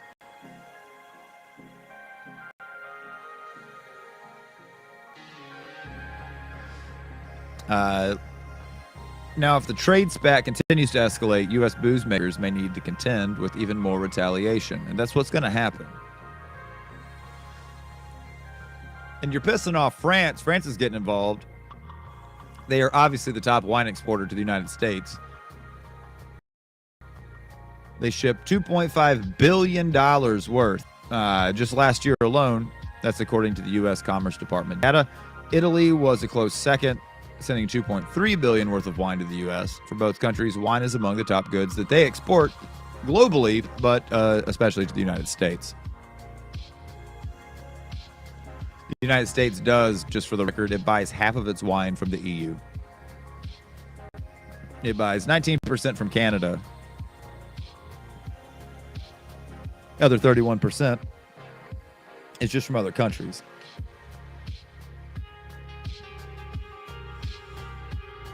That's just wine.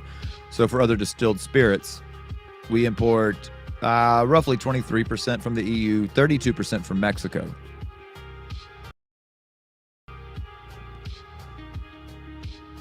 But beer imports come from Mexico and 14% from the EU.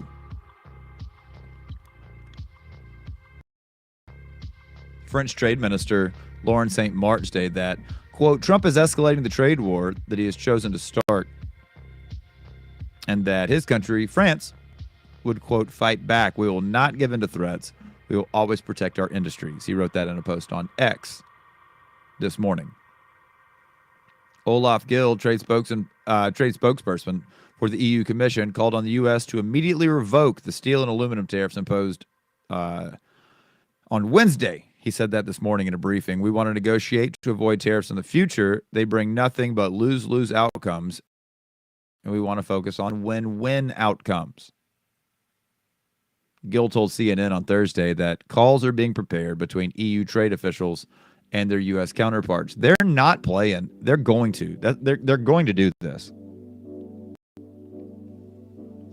And it could easily be avoided. It could easily be stopped. Do it. We really stand to gain nothing from this.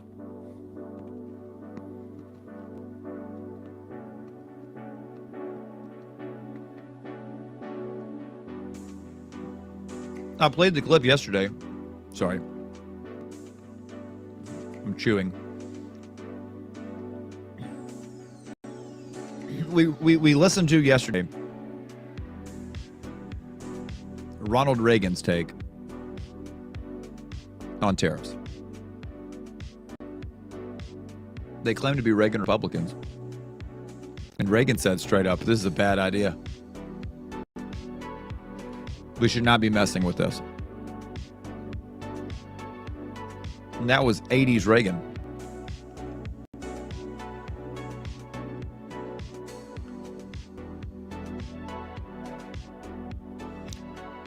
France shipped over 27 million bottles of bottles of champagne to the U.S. in 2023.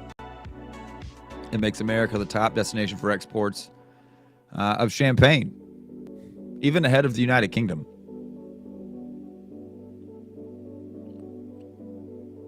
They went on to say that there is no winner in a trade war. If the 200% tariff goes into effect, it means that your liquor store probably won't stock it, Justin Wolfers, an economics professor at the University of Michigan, said. He said, my guess is it would drive imports of French wine to zero. On Wednesday, Trump had something to say about this. He foreshadowed America's retaliation in an Oval Office meeting with a gentleman from Ireland. The president said that he would respond to the EU's retaliatory tariffs. And this is how this works. It's just a back and forth. I put on useless tariffs. You get pissed off. You put on tariffs to counteract that, retaliatory tariffs. Which, that makes sense. Then Trump gets his feelings hurt and says, I'll put on bigger tariffs.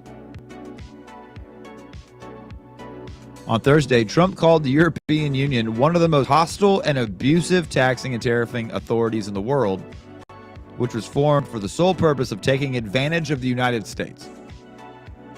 That doesn't make any sense. You're the one doing it, though.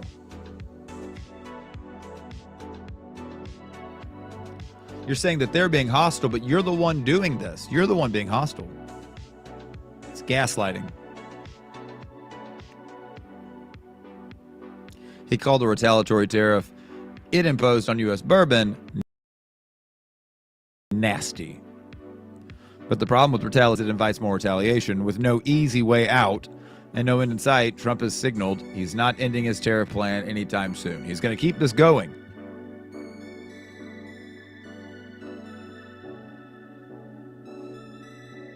Some people are coming out saying that this is all a part of his plan. His flip-flops is a strategy. But this is not a game to be won. You cannot lead a country. You cannot run a country like a business. That's not how this works. We have to have a mindset. We have to understand that our allies in trade are paramount to the success of this country. Despite growing pushbacks from Wall Street, Trump has threatened a wide range of additional tariffs, including reciprocal tariffs scheduled for April the 2nd. We've talked about those in the last week or so. These looming tariffs, if they move forward, could trigger a response again from the European Union. Quote, this does not have free trade. The U.S. does not have free trade. We have stupid trade.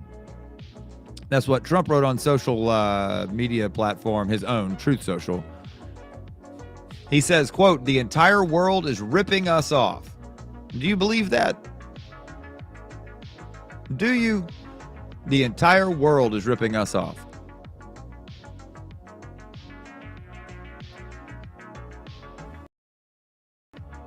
U.S. Treasury Secretary Scott Bessent said on Thursday that the administration is currently targeting strategic industries such as steel, aluminum, and likely automobiles for tariffs, but everything else is up for grabs. The decision to peel off any tariffs will boil down to actions that the U.S. trading partners will take, he added. How you react to this is how we're going to react. We're reacting to your actions. So it's okay in that way, right? It's okay for us to react to what they do. But if they react to what we're doing, that's nasty. Donald Trump's exact quote, that's nasty. They're ripping us off. This isn't free trade. This is stupid trade. These are all exact quotes from the President of the United States. So when we do it, we react. That's perfectly fine, perfectly rational. When they react, it's nasty and problematic. This is gaslighting 101.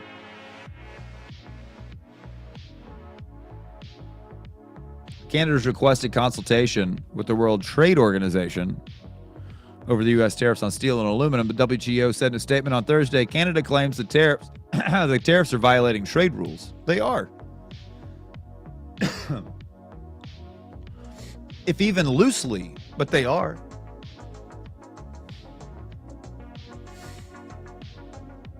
But now you've got like the U.S. spirits industry. They're not excited about this. Even those like Jack Daniels, and I cannot remember for the life of me the company that owns Jack Daniels. But they're even saying, you know, a lot of those folks are big Trump supporters. And they're even saying, okay, we gotta slow this down just a little bit.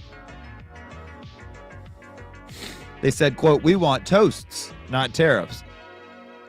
That's Chris Swanger, CEO of the Distilled Spirits Council of the United States. He said that just this morning. He's saying, nah, man, we gotta slow this down. He argued against the U.S.-EU spirits industry, saying that it's the model for fair and reciprocal trade, having 0 for 0 tariffs since 1997. It's the model of fair and reciprocal trade. So why fuck it up?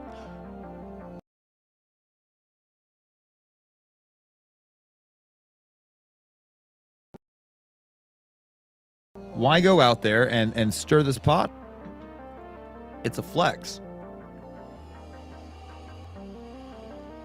Thank you, Adam Bain. Brown Foreman. That's who owns Jack Daniels. Brown Foreman. I read it the other day. I said it on the show the other day, Bain, and I, for the life of me, could not think of it off the top of my head. Thank you very much. American booze has become a frequent target of retaliatory tariffs in each of Trump's terms. This isn't new. U.S. bourbon and whiskey production is located in the United States. Voted for Trump including Kentucky and Tennessee. Canada, for example, recently targeted Kentucky bourbon with tariffs in retaliation for Trump's trade actions and threats against America's northern neighbor. There was a bunch of Canadian retailers that they just opted to pull American spirits off the shelves altogether. They saw the tariffs. They said, no, we're going to pull that off the shelf. And they did. The LCBO in Ontario, under Premier Ford, they showed that they were not playing. They were not messing around. Last week, Lawson Whitting, the CEO of Jack Daniel's whiskey maker Brown-Forman, see if I just kept reading at him, I'd have gotten to it. He blasted the tariffs, but said the decision to pull its spirits off shelves, it hurts even more than the tariffs. And now the EU's 50% tariffs on American spirits are deeply disappointing and will severely undercut the successful efforts to rebuild U.S. spirits exports in EU countries. Chris Swanger, CEO, again, of the Distilled Spirits Council of the United States, said in a statement released Wednesday. Oh, I just realized that the Distilled Spirits Council of the United States, their letter name, their acronym is DISCUS. Whitting, speaking to Wine and Spirits Daily, said that describing the tariff situation as fluid would be a massive understatement. Although Brown-Forman has been planning for retaliation, Whitting said that the escalation was unsurprising, but nevertheless puts the companies in a, quote, tough spot. Meanwhile, the union Italiana Vini, which represents Italian winemakers, predicted Trump's tariffs could cost the industry $1.1 billion. Of all the things to fuck with, why are we messing with this?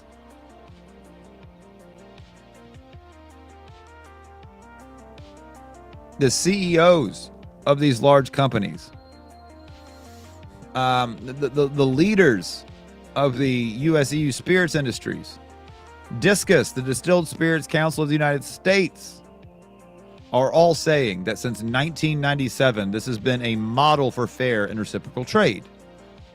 There have been 0 for 0 tariffs since 1997.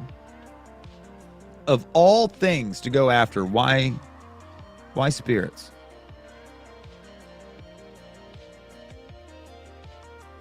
Because his excuse for going after Canada, we discussed that some this week already on the stream. One of the reasons for going after Canada, he blamed the fentanyl crisis at the northern border, which totaled a whopping 43 pounds of fentanyl over the entire year of 2024. That's why the steel, the aluminum, auto manufacturing, that's why there were tariffs put on all of these. As if that is going to incentivize them to want to help us at all by hurting them. It's not. But then, of course, the EU gets involved and says, absolutely not. You guys are being super unfair. And Trump's like, oh, you want a piece of this too? That's cool. Equal opportunity. I'll hurt you guys as well. A 0 for 0 tariff since 1997. A model for fair and reciprocal trade. And again, Brown-Forman, who owns Jack Daniel's, it's their parent company, says that Canada pulling booze off the shelves is even worse than the tariffs. And these are coming out of two states, Tennessee and Kentucky, that obviously went red. They're even against it.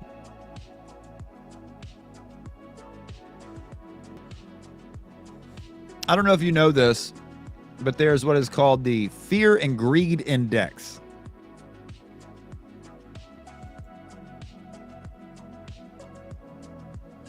We are currently at 14 points on the Fear and Greed Index, which is in the farthest left. It's in the red for extreme fear, and that is what's driving the U.S. market right now.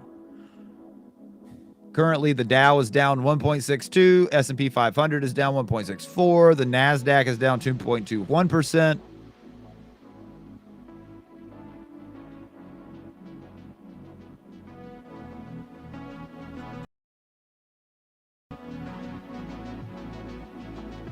My ass. He's acting like a kid who did not get his way.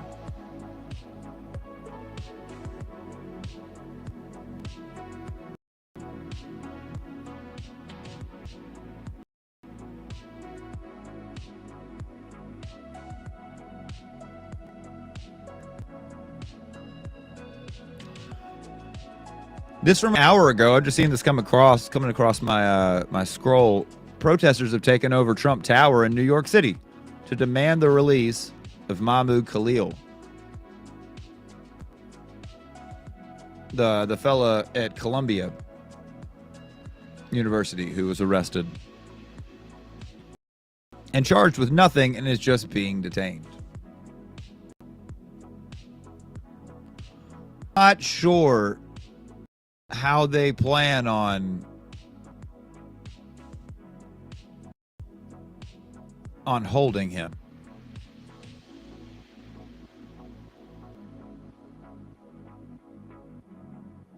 This is from NBC News in relation to that ongoing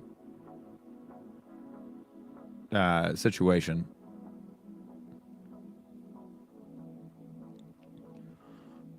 Because Mahmoud Khalil's arrest raises legal questions around deporting legal permanents. Can you legally deport somebody who is a legal of the United States?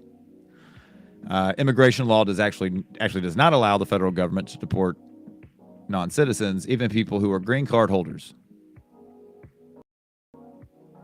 They say it does. It does allow the federal government to deport non-citizens and folks green cards in certain circumstances. This is from Daniela Silva and Darren Gregorian.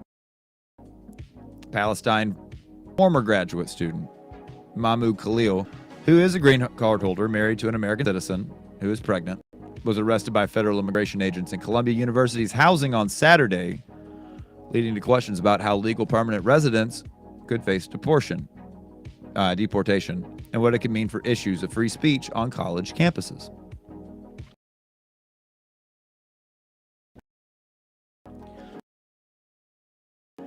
Khalil was a very public face of the press movement at Columbia University last spring when large demonstrations in the country.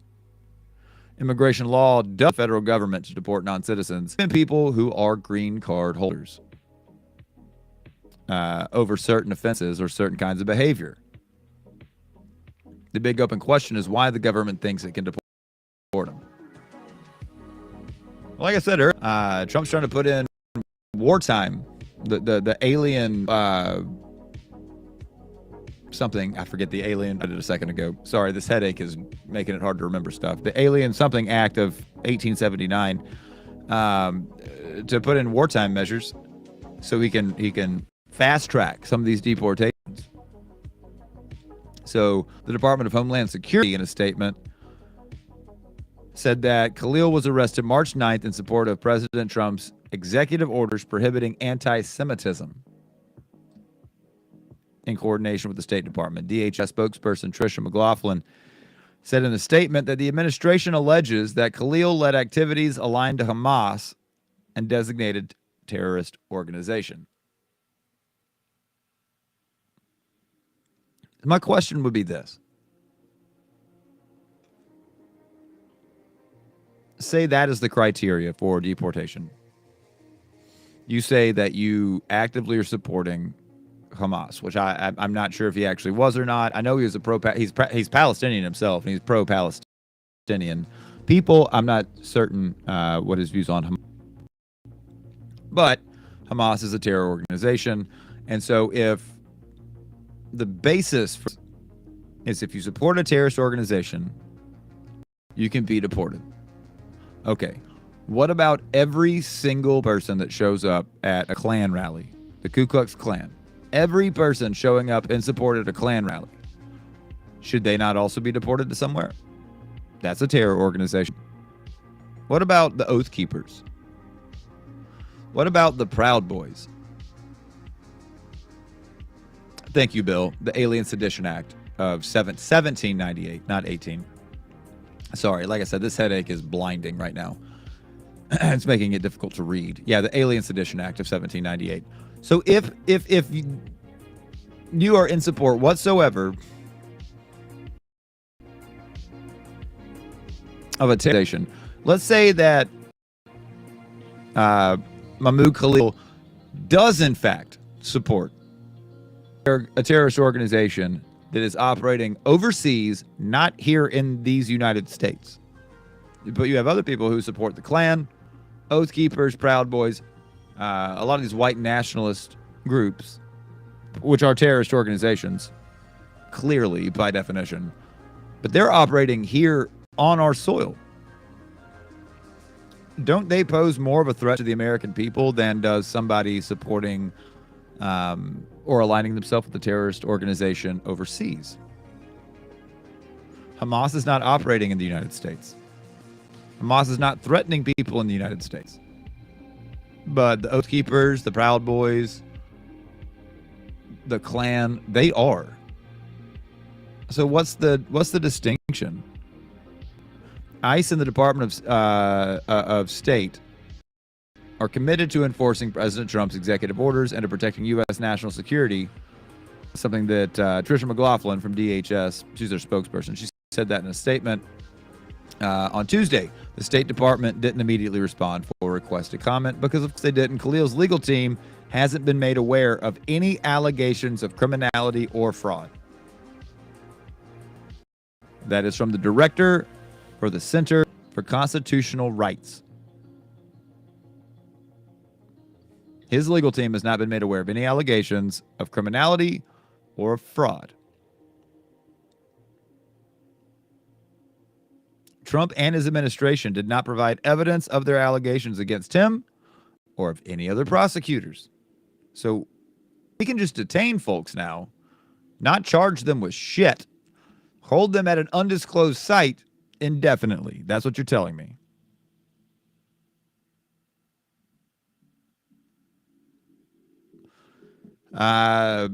She went on to say that the arrest is a grotesque and chilling invocation of vague and unchecked national security power to target and retaliate on behalf of Palestinian human rights. Efforts are underway to return Khalil to New York from the immigration detention center. Oh, that's right. They were going to move him to a black site. I think they did move him to a black site, and then it got turned around, and they said, no, you can't do that. They brought him to a detention facility in Louisiana. It's where he's being held. A federal judge in New York said Monday that Khalil is to remain in the United States for now. You cannot deport him. Quote, to preserve the court's jurisdiction as the court weighs the filing challenging his arrest and planned deportation. The habeas corpus case is separate from a potential deportation proceeding Khalil could also be facing. The Trump administration is intensifying a crackdown on what it calls anti-Semitic activity on college campuses. Which, again, rubs me a little wrong.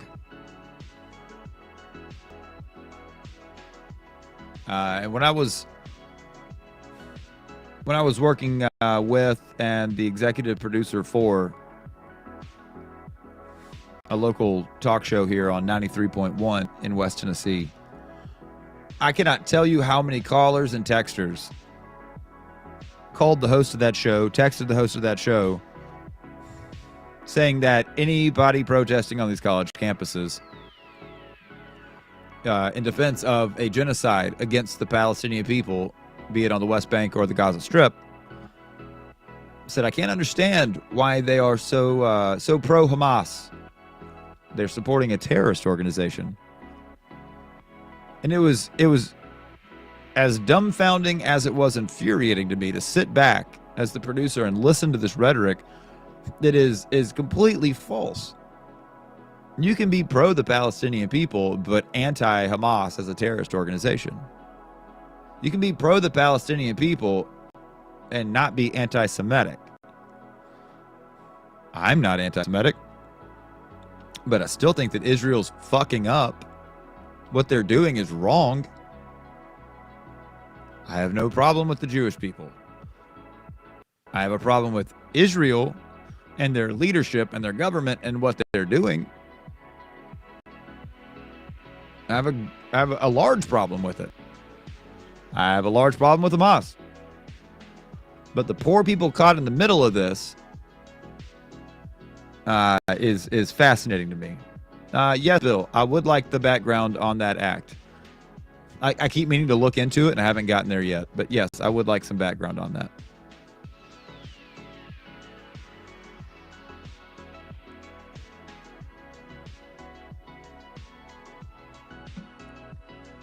Like I said, I've been meaning to look it up because I keep seeing it coming up.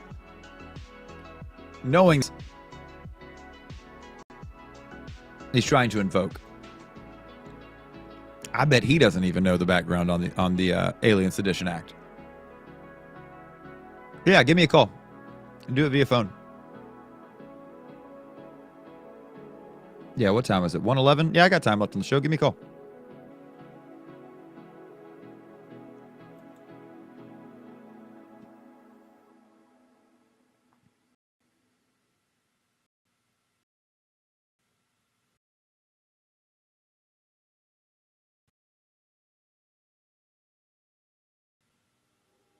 But again, you cannot. That means that they're automatically terrorists.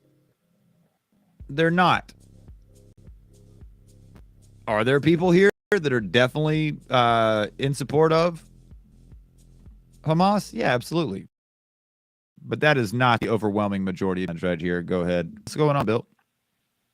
Hey, Justin. What's up, man? Yeah, what is the history on that? Okay, so as you know, this was a tumultuous time around the world. And what really was going on was that the Federalists, under President Adams and his cabinet, had decided that the French, under Napoleon, were the bigger problem. And they, having historically been closer to England, said, we'd rather side with the English than with the French. So they cut a deal and said, look what we're doing. We're going to arrest all these people because we're afraid they might come in here and start a revolution. The Alien Sedition Act was directed against French immigrants. Interesting. Then Jefferson and Madison came out totally against this and said, this is absolute bull. You guys are out hunting Frenchmen because you want to sleep with the British again. You kind of like that trade thing and you want to get back to that. And you want to get that favored status again. So you're trying to get us back into a more relationship with the British Empire. More favorable view of us as a nation. That's right. That's right. You know, the courting of Putin in the turn of the 18th century, I guess. I was just about to say that. I'm not real sure how, you know, so the election of 1800, one of the peers of the Democrat Republican Party, which is what Jefferson was, they had the Republicans, and the pillar was, we're going to do away with this. We're going to repeal this. It's not what America was set out to be. It's not what we want to do, and it's just something that's going to just go away. So Jefferson gets elected president, and he lets the act run out, so it expires. Pardons and frees all of the French people that had been arrested under the act. Oh, okay. And so basically, just going back and because again, you've heard me say it. There's no way he knew about this on his own. Somebody told him that this exists. If it's like a lot of things, it had a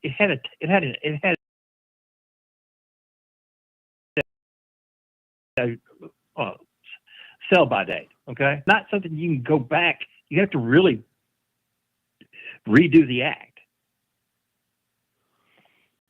And wouldn't that take the support of Congress to do that? Adams didn't have to do it. He didn't have a congressional support in this. Can it be an executive order? He did it as an from the executive office, and that's my understanding. I'm not I think I'm positive on that one. He did not go and say, "Okay, Congress pass an act." I don't think it was a congressional act. I think it was an executive order, which is why it could expire, because a congressional act won't expire. Right. Until it's taken away. I mean, there has to be another. Congress has to come together and say, okay, now we're going to undo this. Here's an example. The Department of Education was created by a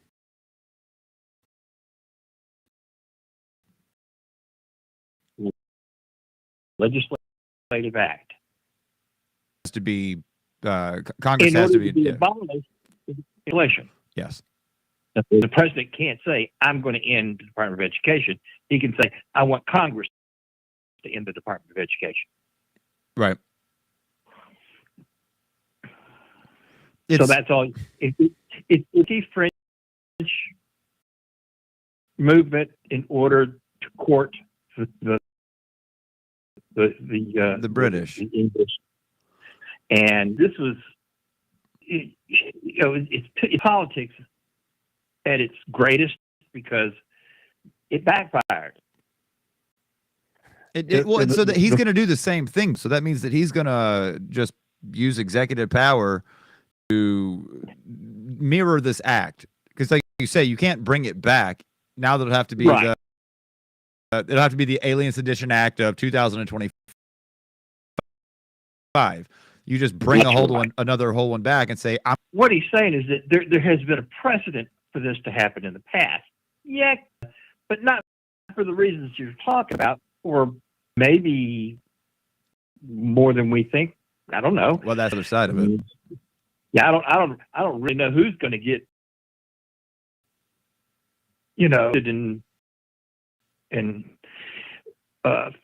this act gets put into play. Who would the president want to go after? Because it's kind of, as an executive act,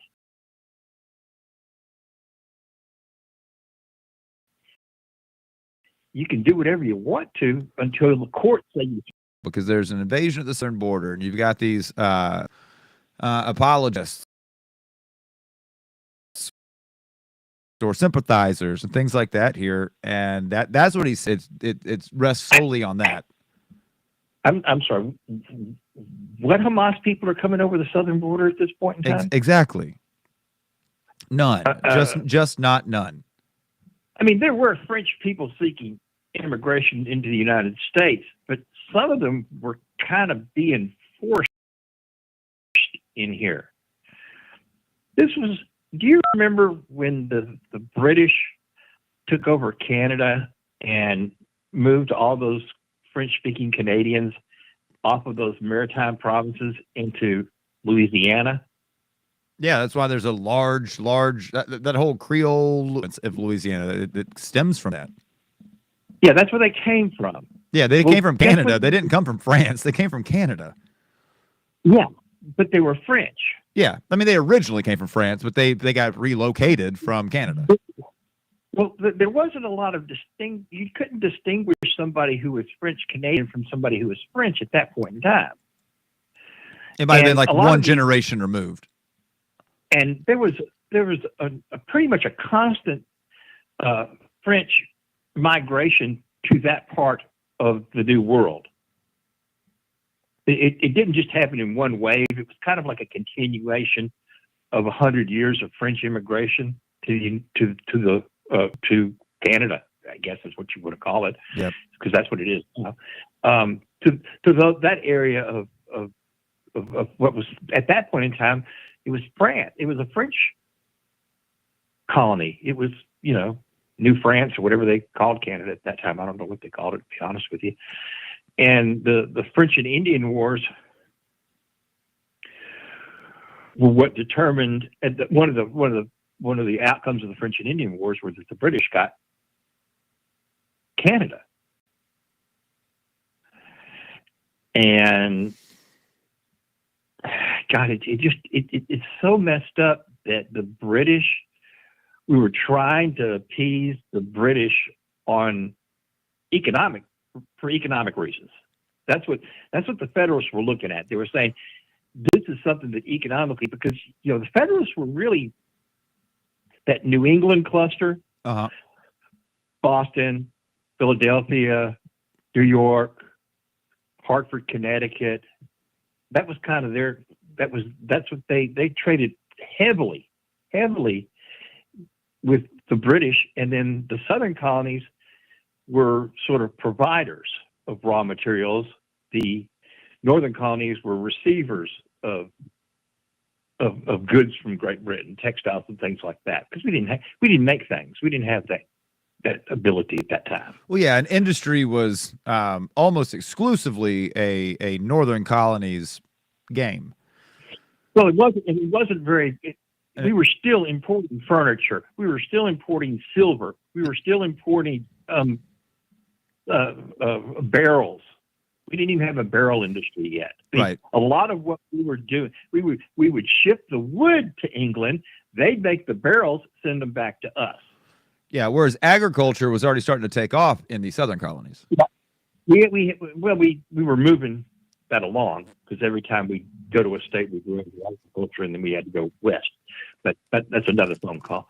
The idea that it is more important to appease one of your trading partners than it was to help the people that got your independence. Yeah. And that's kind of squirrely. And I don't know whether at that point in time, because the French that helped us get our independence were monarchy French. And the French that we were trying to arrest and put into prison were Bonapartists. So it was already post-French Revolution. These are very different eras of France. Yeah. When you deal with the monarchy, then you knew who you had, because they'd been there for hundreds of years. Yeah, it's the monarchy. It's the crown. And now you've got, it's sort of like, it would be akin to when the communists started.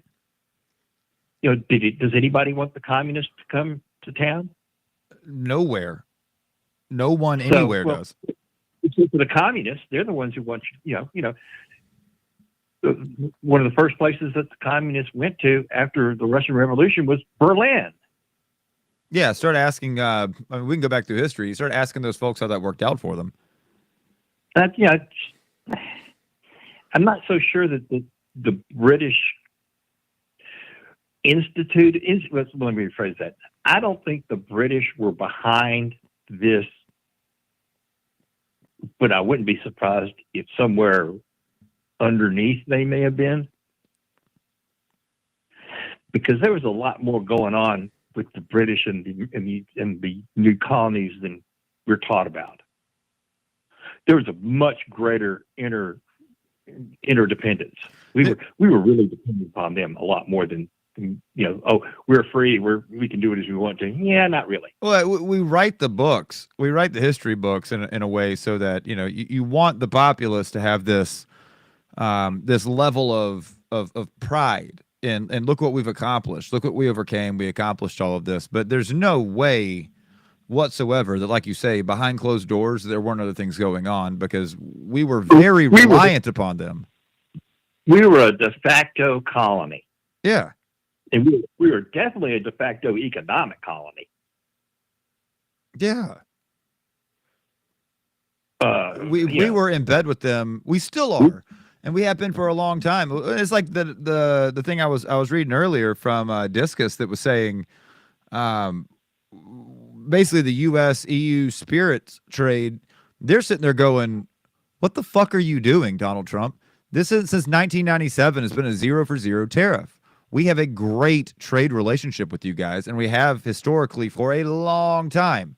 And so we still are in bed with them. We still deal with them on a regular basis. That never went away. It changed, but it's never gone away. But yeah, the colonies definitely leaned heavily upon them still. It might have been a little bit more behind the scenes so that the American people had this air about them of independence, freedom. Look what we did. We overcame all this. But the people in power, the powers that be, they knew that we were still very much in bed with those folks.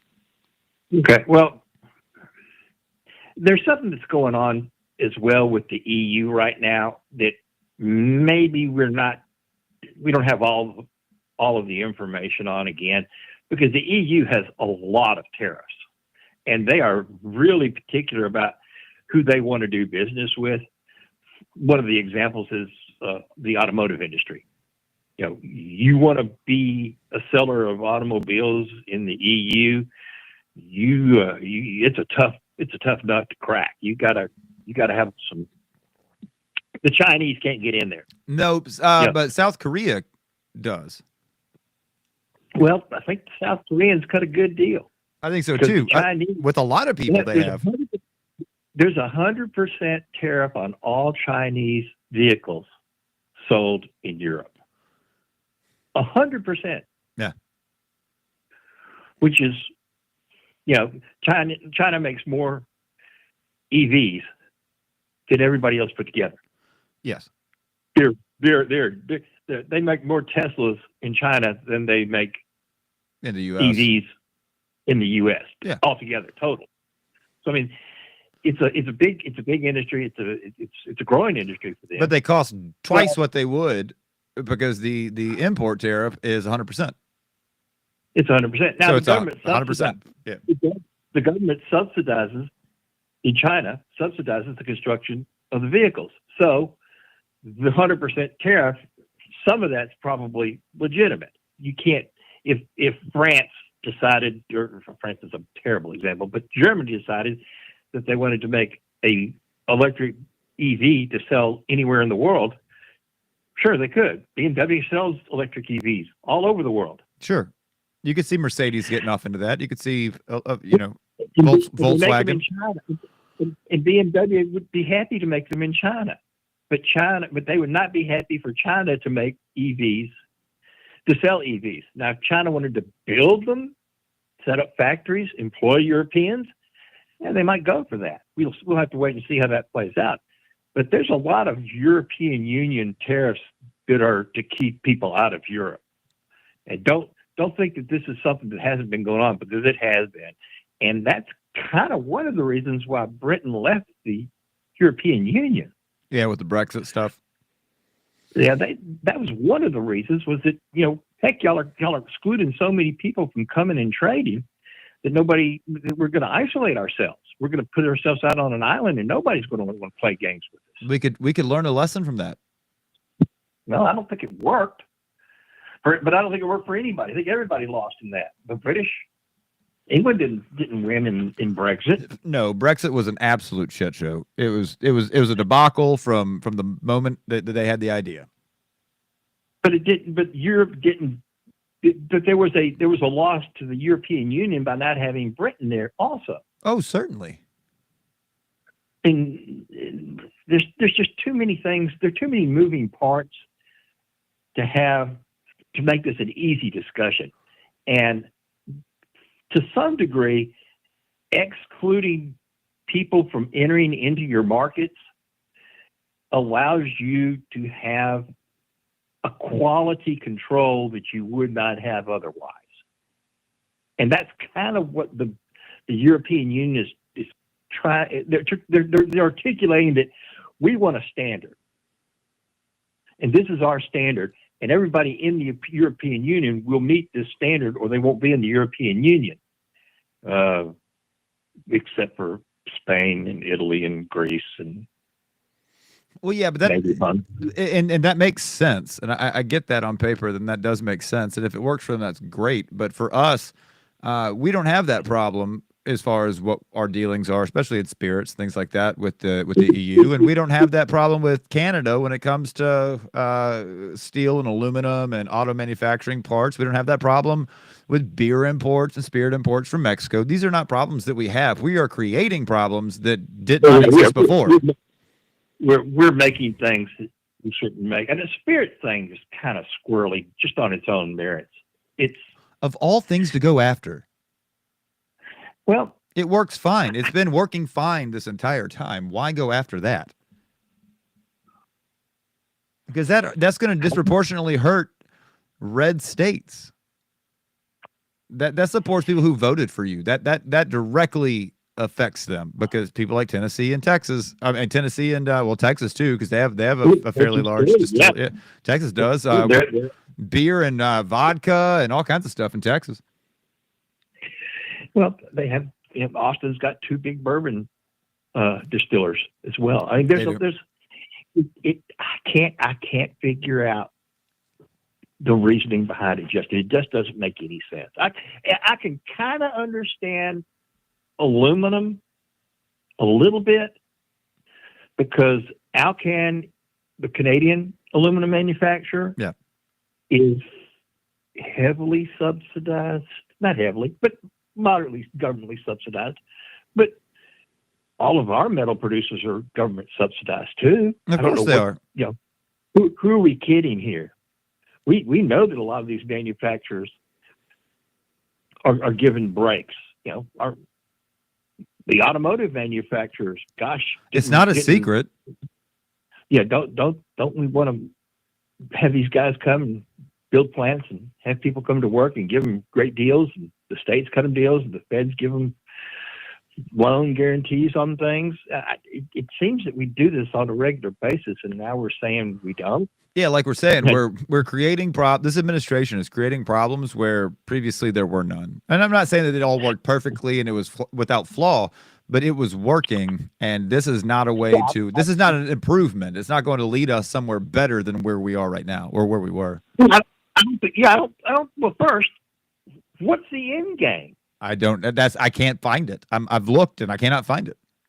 Well, I mean, we don't. If we're going to look at what in the spirits world, are we trying to say that we want to make our own Canadian whiskey? Why would we? Is that what? That makes no sense. And do we want to produce our own tequila? Also, doesn't make any sense. Also, why is that the top priority? American tequila for Americans? I mean, that kind of does away with the what makes it cool. Well, not just that. I mean, Sammy Hagar's got Cabo Wabo. Do we grow? Is it agave? Agave, blue agave. Do we grow that in the United States? Can we? I mean, it doesn't grow here very well. There's not many places that you could grow that. I don't know that we grow it, and I don't know that we grow it in numbers that would substantiate an industry built around it. I don't think so. And yeah, I don't know enough about it, but somewhere in the back of my mind, the plants have to mature for a period of time before you can start harvesting. I believe you're right. It's not something you can plant this week, and and next year you can get tequila. I don't think it works that way. No, I think it's like a 5-7 year type situation, if I'm not mistaken. I think there's a period of time that it takes to develop, and so we want to do that. I just, like I said, the spirits, I don't get it. I don't get any of it. And the champagne, having an increasing the tariff to 100% on French champagne, well, I think people will buy French champagne. The people who want to drink French champagne, who want that, they're going to pay whatever price they pay for it. But that's such a small group of people who can afford that. I mean, that's not the everyman. That's not you and me. If I had a taste for French champagne, I couldn't afford to do that. I think if you looked at the consumption of alcoholic beverages post-pandemic, you will see a 1 or 2% annual decline. And I think the curve from like 2000 to 2020 is like 4 or 5% down. That we are actually, as a nation, consuming less alcohol. Oh yeah, absolutely. I've looked into this quite a bit actually over the last few years, and because I was in the alcohol industry, I worked in that industry for a while, and so I watched it. It is trending downward. Less and less people turn to alcohol for a way to relax. More people turn to marijuana and derivatives of cannabis. But like cigarette smoking's going down, consumption of alcohol is going down. It's trending downwards, and it will continue to. So in a declining industry it's not declining because of the supply side, it's declining because of the demand. The demand side. Yeah. Okay. And we want to put tariffs. We want to start a tariff war over that? Over an already declining industry. Yeah. Okay. I don't think that makes sense. I think that's you missed an economics lesson somewhere. Well, yeah, and I honestly believe that over the course of the next generation, as the oldest generation that's around right now, and maybe some of the generation just below the oldest generation right now, when those folks, I'm in the one that's below the yes, one, right? you're the one right below that one. The top half of that one, and then all of the oldest generation that's alive right now, when those generations are gone, I believe that the fall from now until then will just increase more rapidly for the consumption of alcohol. Everybody I know that I associate with, be it in music or whatever, that are in their 20s, they don't drink anything like we did when we were in our 20s, like my generation. Going out to the bar, having drinks, that was just kind of a rite of passage, and everybody did it. And the generation below me, that's just not the thing anymore. They don't do that. I mean, sure, there's some that do, but it's not the overwhelming majority. Again, they've turned to cannabis or to nothing. Most of them don't smoke cigarettes. Most of them don't. You know, everybody talks about them vaping, but that's not even that big of a deal amongst that group, anyways. Vaping is more my generation for folks who are trying to have an alternative to smoking cigarettes or trying to wean themselves off of cigarettes. Okay. So I don't know what the question's supposed to be. Are they too depressed to drink? No, I think that it's there's finally enough examples that they see over them of alcoholism ruining families and ruining people's lives that they just said, no, it's not really for us. We'll destroy our lives in new and creative ways, but it's not going to be alcohol. Honestly, that's what it seems to be. The younger generations, they look at alcohol differently than my generation and yours and the ones above us. I never blamed my parents for my problems. My parents' generation, right? Yeah, the greatest generation for my problems. Okay, that was never going to be something that I would do. Yeah, my parents' generation were boomers, and I blame them for a lot of stuff. Well, and I'm a boomer. Yeah, I blame you guys for a lot of stuff. And that's okay. Yeah. And justifiably for some of it, and not justifiably for some of it. Certainly. And then the next generation, which would be the one after you. Well, I'm the Gen X. I'm that Gen X older millennial generation. And then the one after us, Generation Z, Generation Alpha, that's a whole different group of folks. They're very unlike us.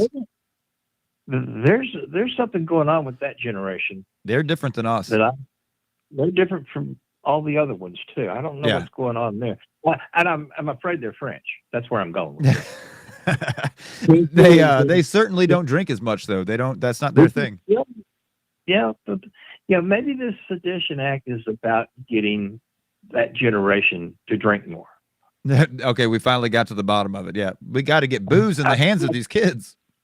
That's if we don't, what's going to happen? We got to keep them numb. How do we do that? They're not drinking enough. We got to numb these kids out. Yeah. This whole idea that we should be adversaries with our neighbors hurts my head. You cannot make it make sense. You woke up with a headache. Well, this has given me one over the last month. It doesn't make sense. I don't have a strong affinity to Mexico or Canada. I would not move to either country and live there. I wouldn't. I mean, I don't mind. I visited both countries. I have nothing negative to say about either country. And I visited Canada in February, which is, if you're going to have a reason to hate Canada, that's the time to hate them. Oh, yeah. But why pick a fight with these people? No, I mean, that's what countries that want to go to war do. Yeah. If you want to go to war with somebody, you just poke them enough. Yeah, impose sanctions, hit them with crazy tariffs. That's them's fighting words. Arrest legal citizens. They're citizens that are legally in your country. Arrest them, detain them. That kind of stuff. Yeah. Yeah. We go to war over that kind of stuff. We've gone to war over that kind of stuff. We absolutely have.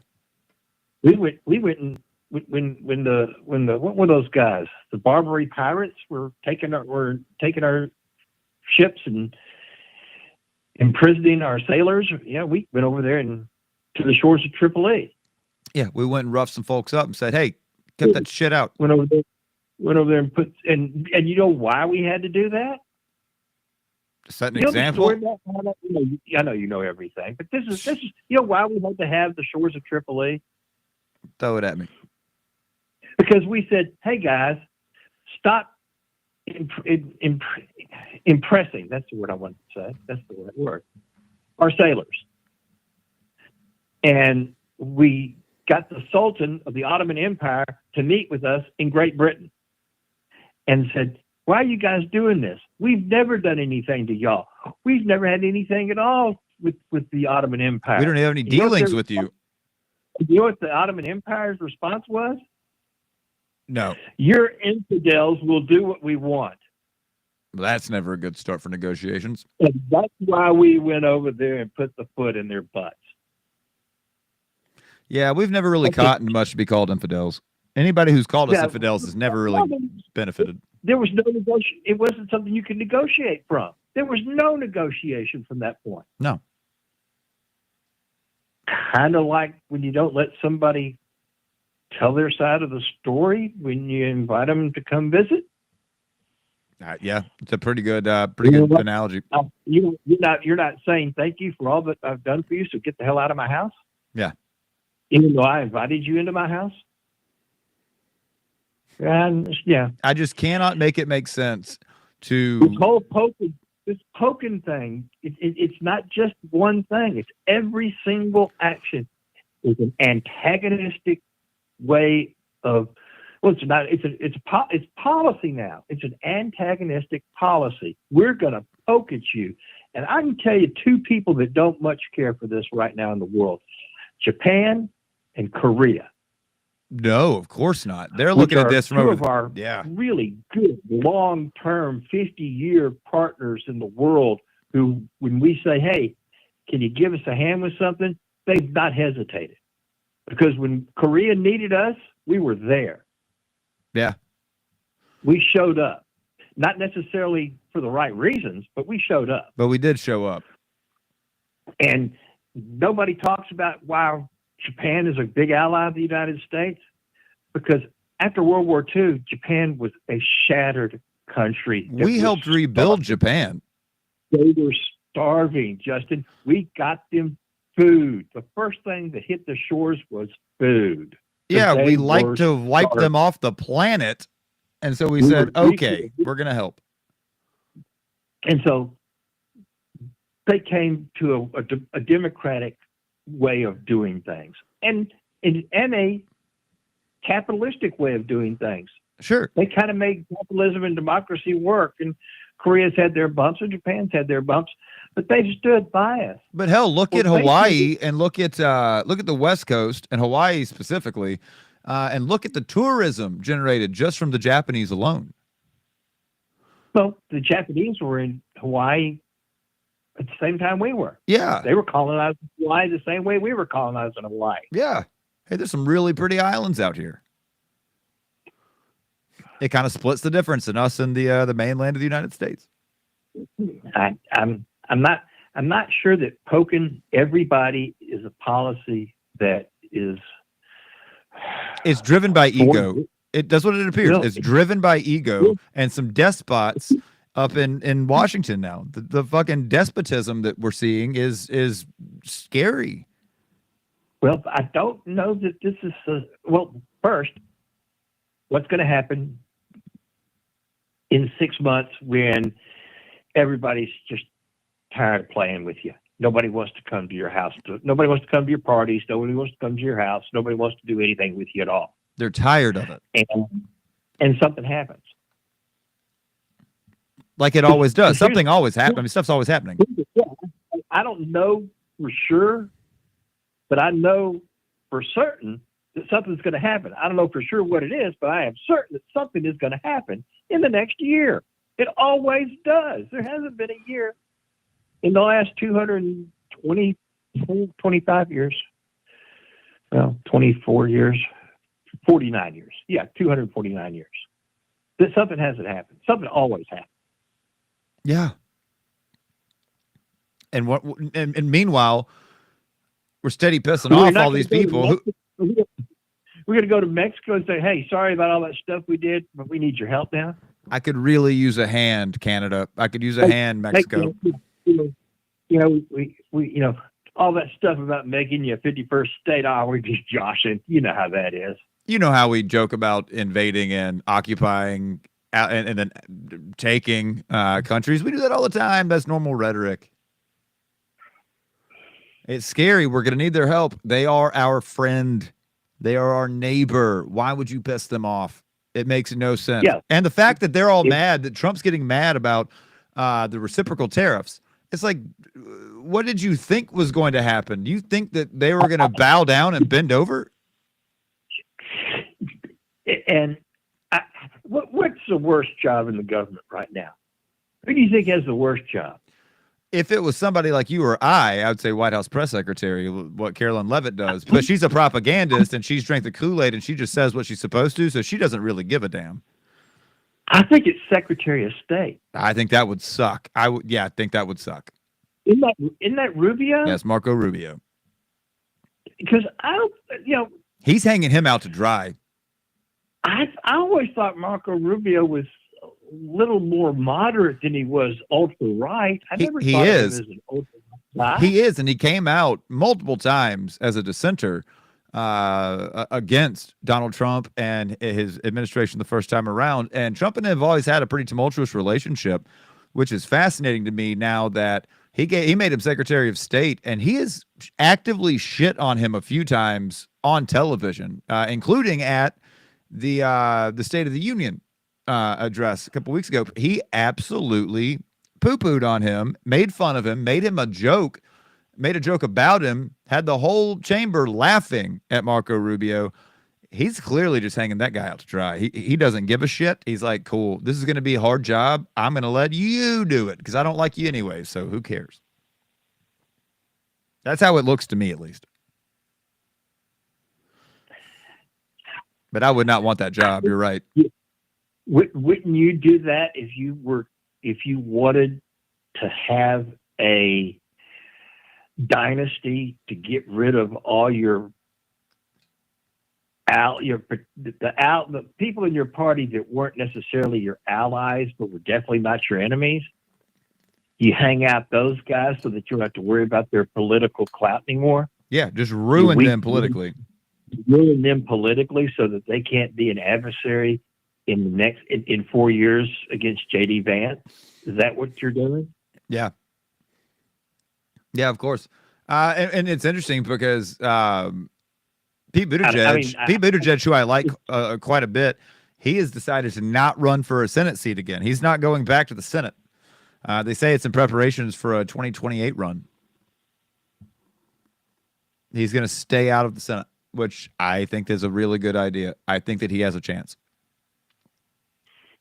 Well, it'll allow there to be a Democrat in the Senate if he gets elected to help keep his It politically would make sense. Yeah, it would. It would. And like I said, I like him, so I think that's a good idea. Bernie's not going to be our guy anymore. He got overlooked twice, and Bernie ain't going to be the guy. He's going to be too old. Well, Bernie's too old, and I don't think Bernie. I think Bernie's smart enough not to want it. He wanted it twice. It. Well, he didn't. I don't think he actually wanted it. I think that he just felt like it was a duty. Yeah, that's what I think. I felt like he was looking at what else was out there, and he said, I want to at least have a conversation. I want people to have a discussion about issues. So I'm going to enter the foray so that we can discuss issues, because y'all aren't doing it. Yeah, I agree with that.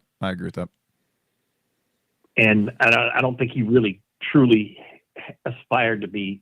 And I think at some level everybody's at that who are politically minded have an aspiration to be president sometime.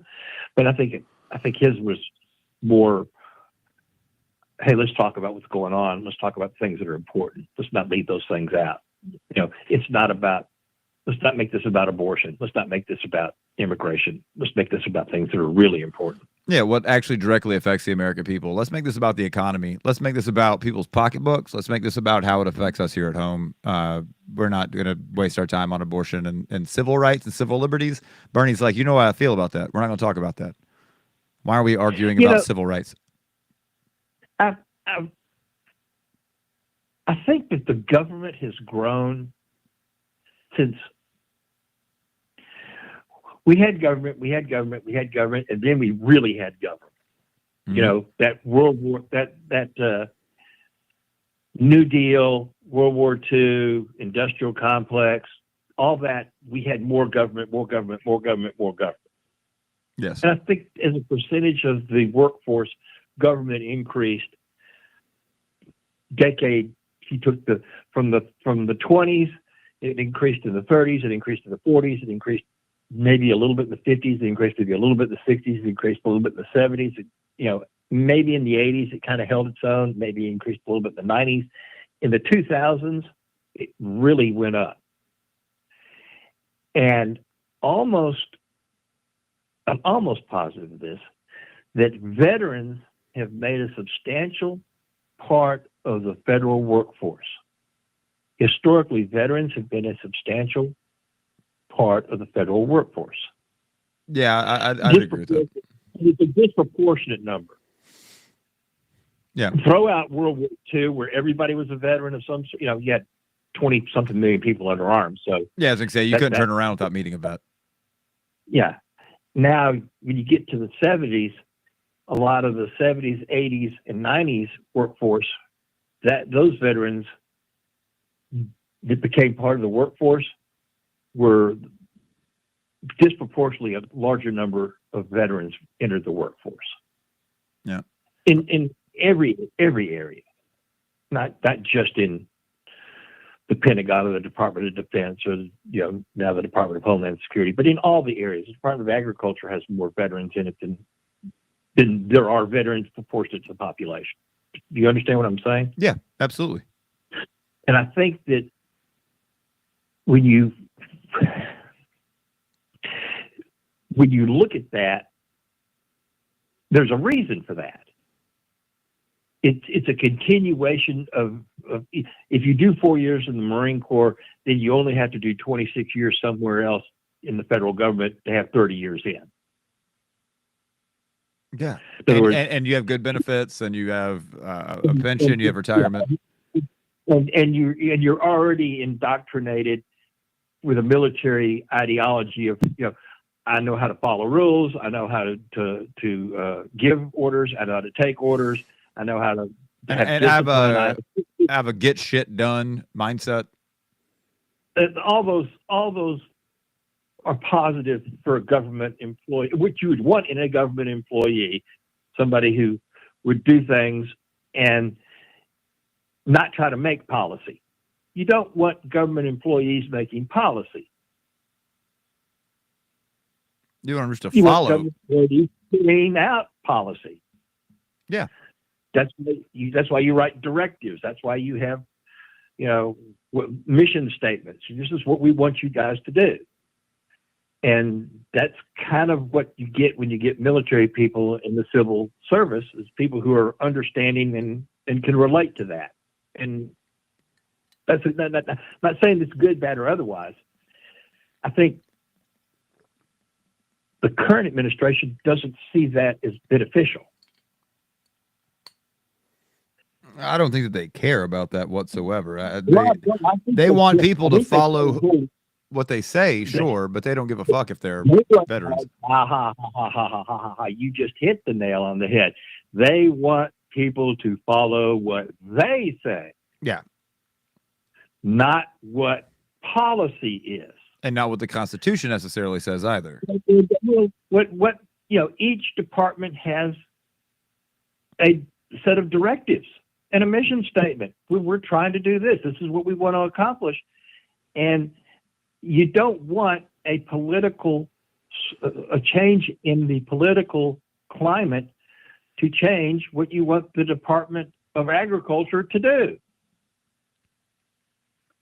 No. So in turn, you get rid of those folks who agree with you and I on that, and you put people in place that don't give a damn, and they will do what you say. Well, you put people in place who do what you tell them to do, and they don't know what the department is really supposed to do because the department has, Well, we got to get rid of those people. Maybe the directives and mission statements of the department are not correct. Maybe they're outdated. Maybe they're wrong. Well, you change what the mission statements and the directives are, and the people who are there will change and follow whatever the mission statements and the directives are. Yeah. Because that's what they're good at doing. Exactly. That's what they're good at doing.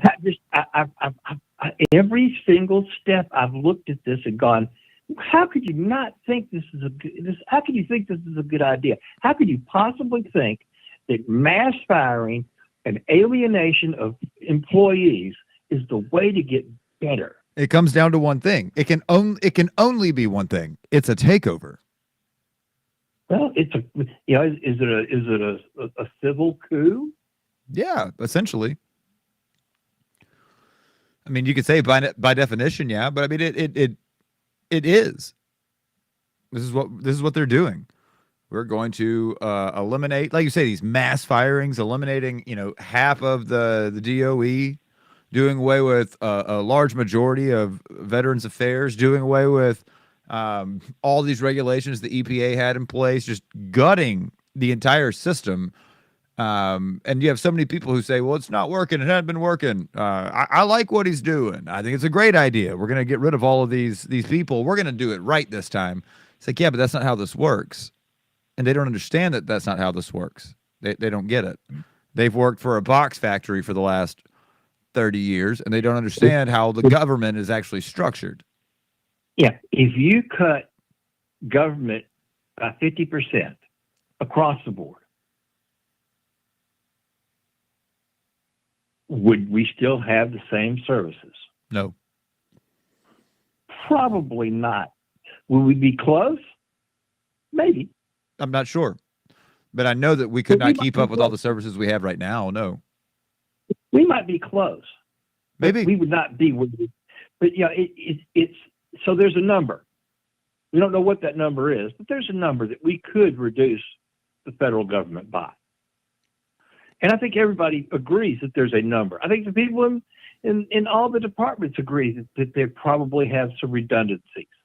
Oh, certainly. I mean, you look at military alone.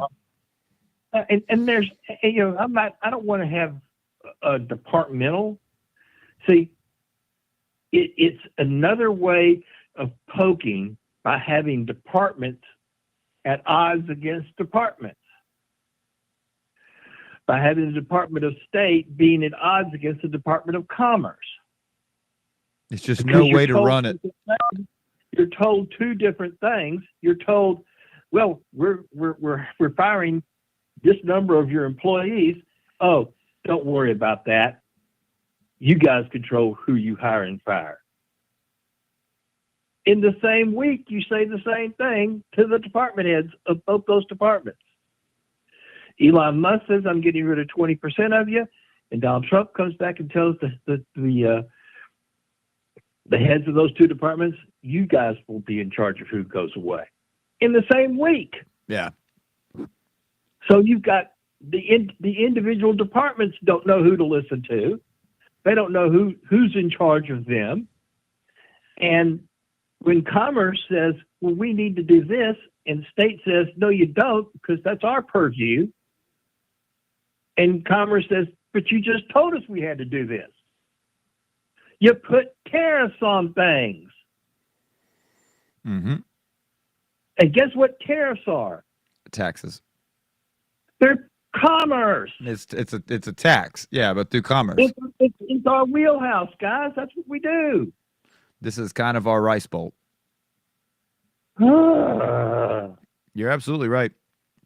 If you didn't have a headache this morning, you should have one now. I tell you what, it's not going away. I'm sorry, I've rambled for too long. No, it's fine. It's fine. I love the conversation. It makes for good radio. I'll talk to you here after a while. I'm gonna give you a call. Talk to you later. All right, see you. Bye, brother. guys. Bill O'Neill right there on the call-in line. Misfits Market and Expo 2025. Call-in line every day is 731-388-9080. Great conversation. It's led us all the way up to the 2 o'clock hour. It is 76 degrees right now in North Jackson. I'm going to leave you all with that conversation. It was a good one. I appreciate Bill calling in. There's a lot going on in the world, and it's always nice to hear somebody else's opinion other than just my own. It is 2:01 on its way to 2:02. Be nice to each other out there today. It is Good Samaritan Day. Do a good deed. As the Boy Scouts say, do a good turn daily. As the Girl Scouts actually also say, do a good turn daily. It's the slogan. Be nice to folks out there. You never know what anybody else is going through. Kindness is free. Compliments are free. I'll see you back tomorrow at 11 o'clock. I'm going to have John Lovelace with me tomorrow from 11 to 2. That'll be a really good conversation. It always is. Again, tomorrow, same bat time, same bat channel, 11 to 2. I love you like chicken. Be nice to each other out there. See y'all then.